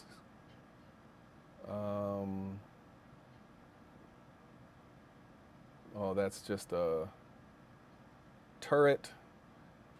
Nice little area for it. Okay, I see what the Asgard is. It looks like it's built to be the smallest tank carrier. That's what it looks like. It looks like it's built to carry a tank and tank-sized vehicles. That's what it looks like. It looks like they were like, people are tired of having to take these massive ships out just to get their tank over here or their ballista over here or whatever. So let's give them a vehicle that can just take one massive, let's give them a ship that can take one massive vehicle with it. That's what it looks like the Asgard is for. And I'm going to say, I want to take a tonk. Right now, it would probably be to transport a ballista or a centurion or a tonk. It's one of those 3, because I think that's what the purpose of it is. I just don't do a lot of ground combat right now, so it would probably be 2 smaller vehicles or a ship. I would probably put, I'd probably put a ship in it. I'd probably put a, looks like it can fit a Razor EX and a Fury or something like that. And I just, yeah, I'd put some ships in there and just, you know, have it be like a little mini carrier. That's what I can see using it for. But it's 2 people, folks. What have I been looking for? I've been looking for a 2-person fighter. I just don't know what the weapons on it are, but maybe those are already revealed? Maybe, let me see what the weapons are on it first. That might be the better option than the Paladin. We'll have to compare both of those. But let me see if they already have the stats for it. So it has 5 size 3s and it looks like a size 4. So no, it's not going to be my it's not going to be my replacement for my heavy fighter. 5 size 3s and a size 4 is not going to do that for me. Can I swap it?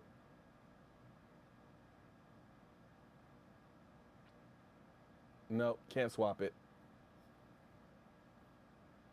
And then 16 missiles. Nah, it's definitely geared towards being a like transport the vehicle thing, not anything else really. But it does have that like gun. I think it has one of those guns, those FPS. What do you call those? The anti personnel guns that where you're standing at it and then you're shooting it out of like an open part of it. I can't remember what the heck they're called. I'm blanking. But yeah, the Asgard. It looks like I would take those massive vehicles. That's what I would put in it. Yeah, it looks like it's just meant to defend itself, not really get into a fight. It's a drop ship, I guess, but I didn't see a whole lot of seats. So I think it's vehicle drop ship specifically, which I like it now that I know what it is, because I that is something that doesn't exist, like where it's specifically just vehicle drop ship. It's not really meant to carry a bunch of people. It's really just like, hey, here's your vehicle. Like I can drop this off and go and maybe pick up another one or something. Yeah, but it has places for a few people to sit, like maybe a pilot or something. So like, yeah, I like it. I like the idea of it. I don't think I need one because I'll probably be using my 600i as my vehicle transport ship once it gets its rework, of course.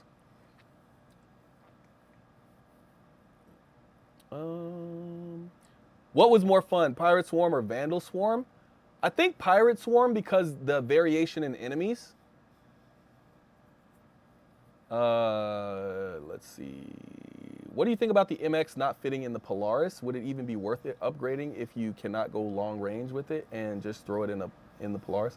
I didn't know it couldn't fit in the Polaris. That is a massive problem for the MX, because what else are you carrying it in? An Idris? You have to get an Idris? Or an 890 jump? Yeah, that's weird that they went with that. That's a huge problem. I don't like that. It can hold two? The Asgard can hold two? Two tanks? If it can hold two tanks, that might up it a little bit. But I have to review it though. I haven't seen enough of it. I haven't walked around it myself. Centurion and Nursa? Yeah, a good two-person bunker runner. I like that. You put a Nursa in there. Yeah, I dig it. What's up, Garland Cyber? What's a good fighting ship that fits in the Polaris and has a little cargo to clear out a bunker and store some things? A good fighting ship? I mean, with the amount of cargo that you pull out of a bunker, I'd say the F7C Mark II, because it can carry 2 SCU of cargo. Avenger Titan, Origin 325. Oh yeah, the Avenger Titan. Yeah, that's a good one. Avenger Titan's a good one. The Avenger Titan can carry more cargo and is faster, but it's more of a light fighter versus like the medium fighter, so it depends on which one you want, but yeah, that's good. Yeah, the Odyssey has the same size, from what we've been told. It has the same size hangar as the Polaris, so you still wouldn't be able to put that MX in it. But maybe they'll increase the height or something because it still hasn't been built yet.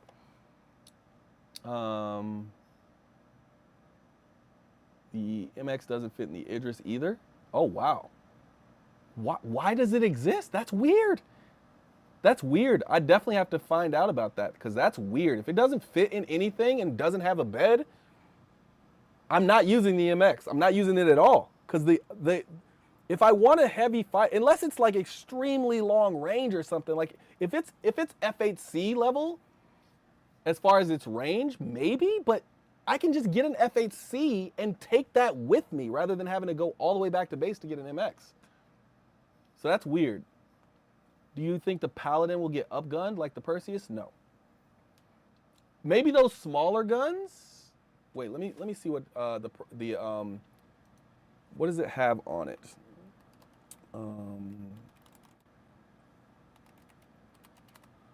Let's see. I forgot what the Paladin has as far as weapons. I know it has that massive quad size 5 turret. Nah, I don't think it'll get upgunned. Nah, because it has quad size 5s and then dual size 4s. At best, I can see those dual size 4s becoming like either triple size 4s or quad size 4s. That would be the only upgun scenario that I can see.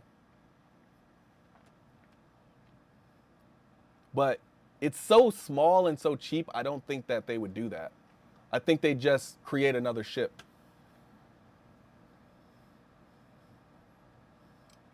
And what was upgunned? What was upgunned on the Perseus? I'm not familiar with what got upgunned on the Perseus.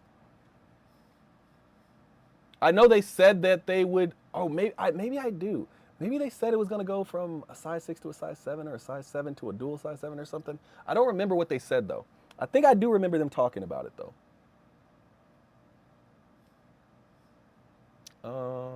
Let's see. The MX should fit on 2 of the Liberator pads. Okay, but if the Liberator is the only way I can carry it, that would still be a problem for me.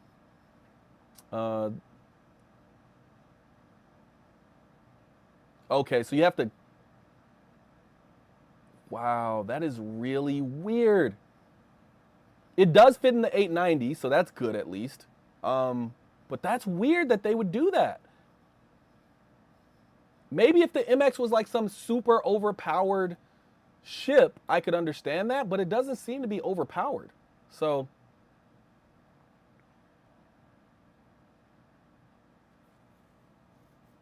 my favorite non-alcoholic soft drink or soda. Ooh, that's a good one. Good one.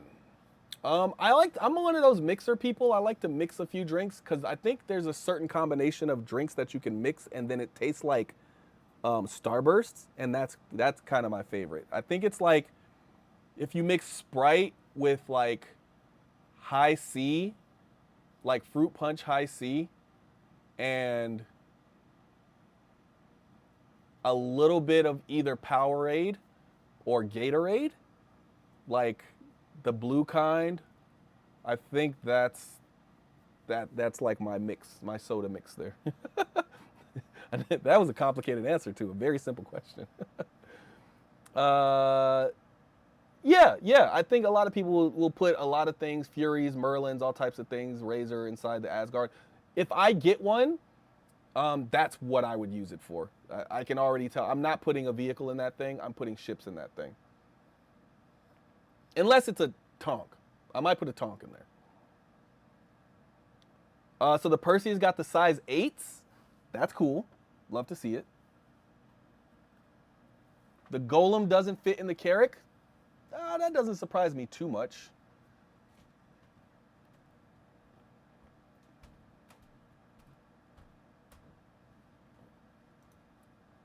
Let's see.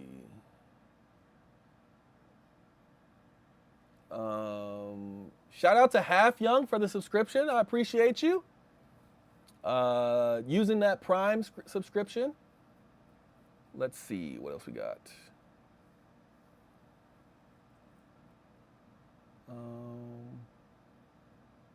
Would the Origin spinoff company be called Destination? I like it.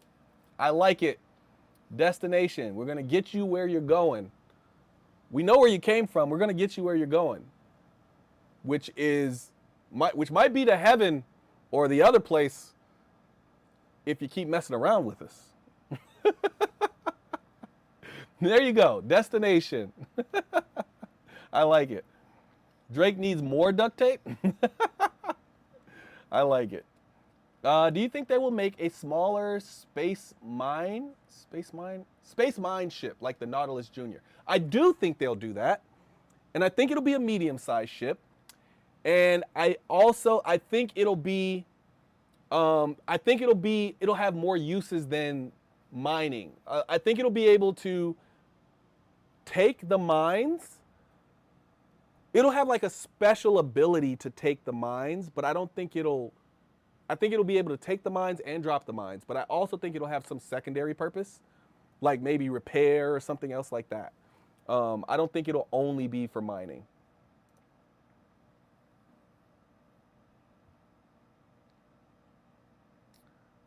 What's up, Paglamia? What's up, J. Cole? What's up? Wait, who else we got? I think that's everybody I've seen in here.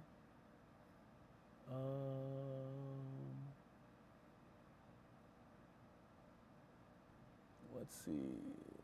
Hold on. Will we get a ship for completing Squadron 42? Yes, I believe we will, but I can't. I have looked for where they said that at, and I couldn't find it. But I do think we will get a ship. It's just not confirmed what ship that is. Let's see. Ray says they're saving for my 15K recommendation. Woo! Woo! Don't spend 15K on because of me. I hope you were already going to spend 15K and you were just trying to figure out where to spend it, not spending it because of me. I would not suggest spending 15K on this game. Oh my goodness. I love it though. I love that people are actually using those recommendations. Worth getting into SC for people with casual interest or better off waiting? Definitely better off waiting. Unless you're already interested and you know for a fact that you only want to like play it for like a few hours and you're okay with dealing with bugs. Those are the people that I think can play it now. But if you only have that very minimal casual interest, I'd say wait. The thing is, they have free flies, right? So you can, right now, a free fly is happening, right? So you can get in the game, play it without having to spend any money and figure out if it's valuable to you.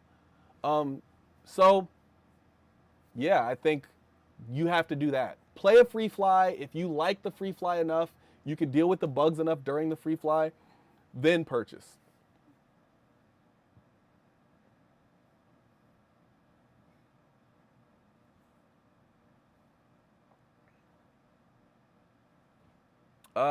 If I have something held in ship's tractor beam, can I haul it into quantum yet? From what I've seen, no, not yet. Alongside the ship's guns, the Asgard is equipped with racks capable of accommodating 16 size 3. Yep, yep. Yes, it does have a door gun. That's what I was trying to think of earlier. I don't know why. What was going on there? What, my brain just does that sometimes. It's just like, nah, you don't have that word right now. Nope, no matter how much you think about it, that word does not exist in your brain. Yes, a door gun. The Asgard has a door gun.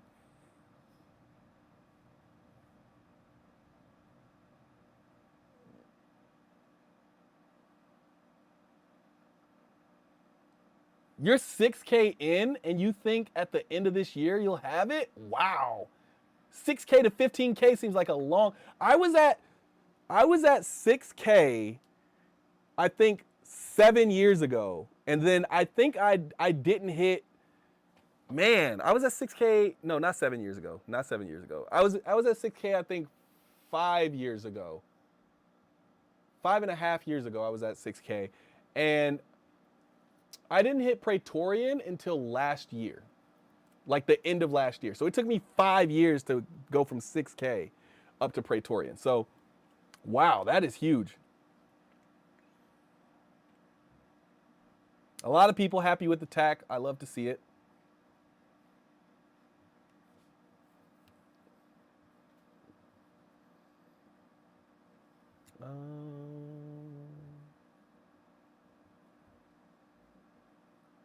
I did get the Arastra last year because of you, and I got an upgrade to the Orion for the Arastra. I am sitting on the upgrade. Oh, I appreciate that. You're the best, Garland. You're the best. I'm glad that I can help people. I always say, remember, everything can be purchased in the game. You don't have to actually buy anything with your money. But if you are in the business of spending your money and you're looking for somebody who's spent a lot of money in the game already to kind of give you an idea of what ships are the best value, I think that's why I want, that's why I went into focusing on spaceships and doing reviews for everything. Just to, let people know what I think. My words are not the words of anybody important or anything. It's just my words. Just somebody with some experience, that's all. Same thing I wanted when I was getting into the game. Yeah, free flies are gateway ships. I love it. Any idea what RSI Metero will be? Some rumors were saying it has some similarity to Mantis, but without the quantum jammer. I haven't heard of that.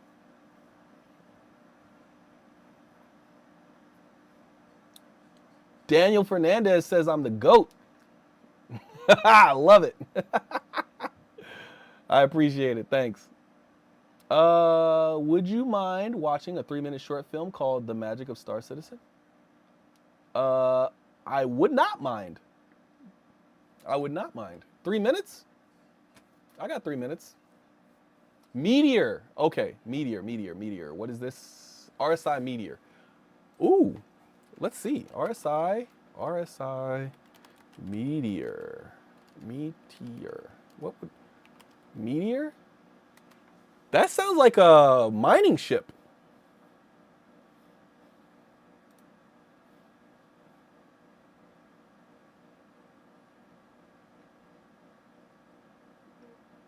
When was this announced? The RSI Meteor was briefly announced by John Crew while being interviewed on the special Star Citizen, which was premiered. He described it as a ship that punches above its weight. RSI Meteor. That sounds like a joke to me. It doesn't sound like it's real. I'm going to say John Crew was trolling everybody, I don't think that's a real ship. I don't think it's a real ship. I'll believe it when I have more than punches above its weight, because they say that about every ship, and I think that's part of the joke, is that it punches above its weight. The Meteor sounds like something that should either be a mining ship, or um, it should be like a subcap, because meteors. Well, hold on. I need to find out a fact first, because I was about to say it, but I'm not 100% certain.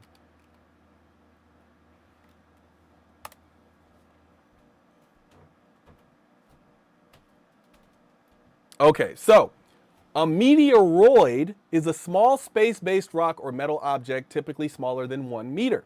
A meteorite, the fragment of a meteoroid that survives the fiery atmospheric journey and lands on the Earth's surface. So that would be even smaller than 1 meter. And then a meteor is the fiery streak of light you see when a meteoroid enters the Earth's atmosphere and begins to burn up due to friction. So what is bigger than that? I thought a meteor could be bigger than that. Maybe it's called an asteroid. Maybe that's what I'm thinking of. I'm thinking of asteroid, and it's meteor. Yeah, I think that's what I'm thinking of. I think I'm thinking of asteroid. Yeah, asteroids are the big ones. Okay, so meteors are smaller. Okay, now the name makes sense. But it says punches above its weight. If I guessed what punches, assuming this is a real ship and not John Crew trolling, which I am more on, I am 51% into the believability that John Crew is trolling, 49% in believing this is real. If it is real, I would have to see what is RSI missing. RSI has a heavy fighter. I'm trying to think.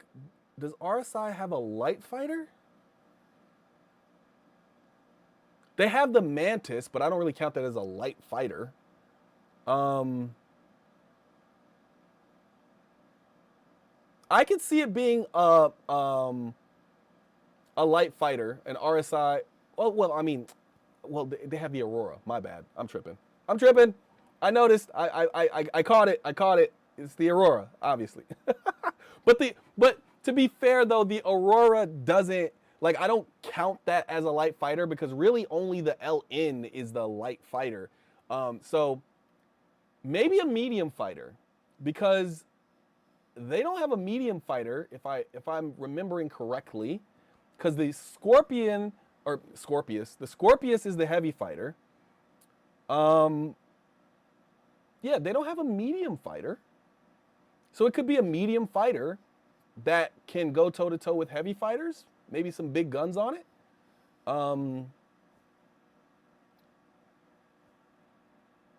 Yeah, because I think the Scorpius is their heavy fighter, and I think they're going to be solid with that. So it's either, to me, I'm guessing it's either a light fighter or medium fighter.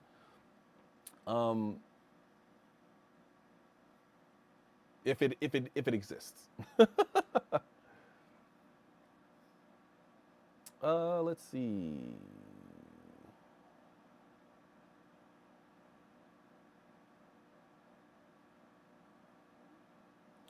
Perseus coming out soon. I don't think it's coming out soon. I think the Perseus is a next year thing. I think it'll be at earliest next Invictus.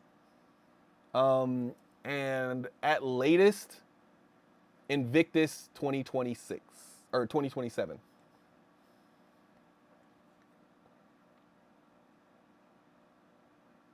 After the Arastra?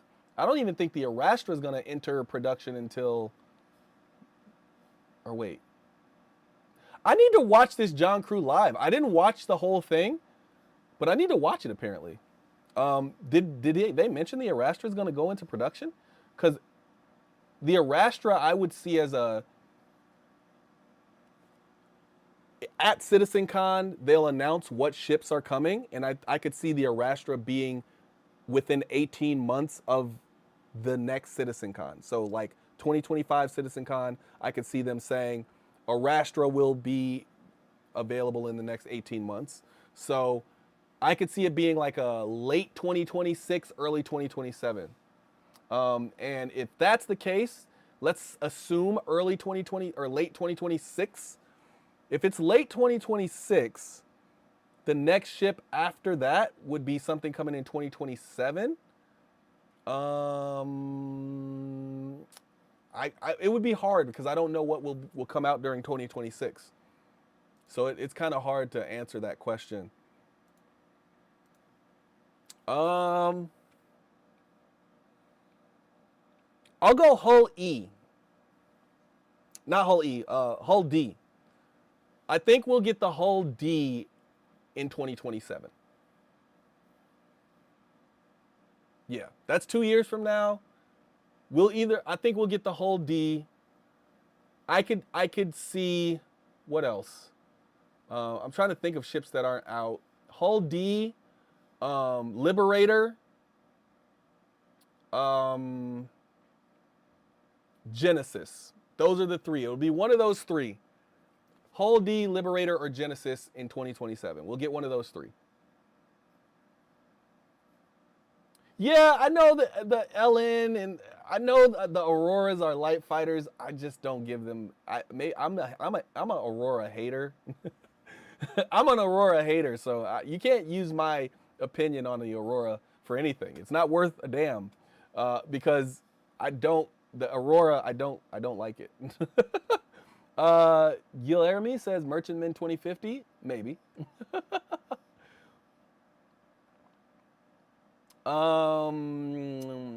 The Meteor might be a medium or single seat heavy fighter based on the Mantis.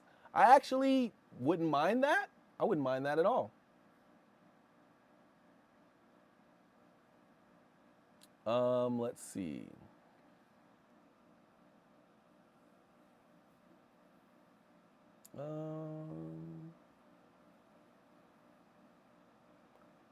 Oh man, we're 2 hours in. Oh my goodness. All right, I'll do 4 more minutes. Well, I'll do 3 more minutes.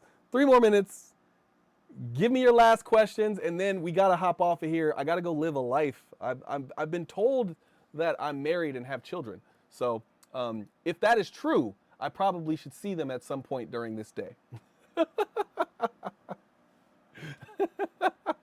So I'll do 3 more minutes. Let's find somebody to raid. I don't even know what the numbers are like right now. Wow, got a lot of people watching. All right.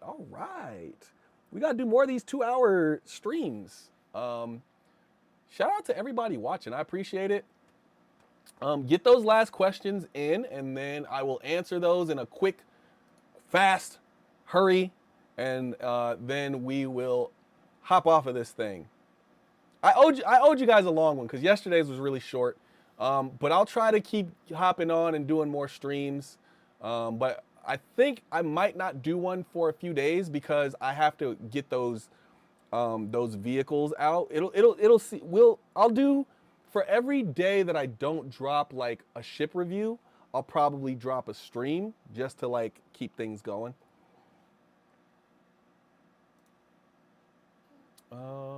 Let's see. This is a good. Let's see.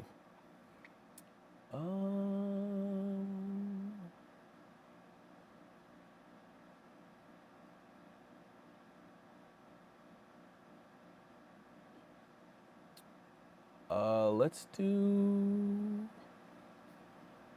Oh man. We can raid Avenger 1. I've never tried it. I don't know if they even have it open.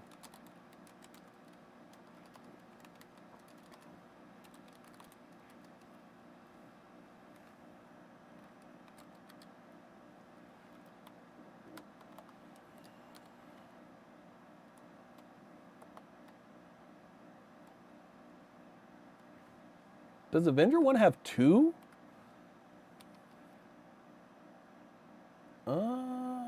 Let's see. They do have 2 of those. All right, let's see. Last questions. Asgard coming on Friday.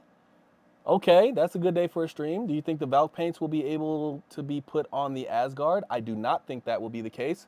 We will have a pretty good story about the RSI Light Fighter. I like it. Yeah, I think that's all the questions. All right. I will see everybody later. Thanks everybody for watching. Shout out to the members. Have a great night, and let's go see what Avenger 1 is talking about.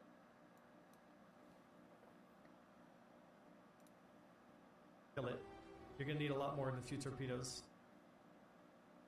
And just dummy it, right? So, alrighty. Okay, so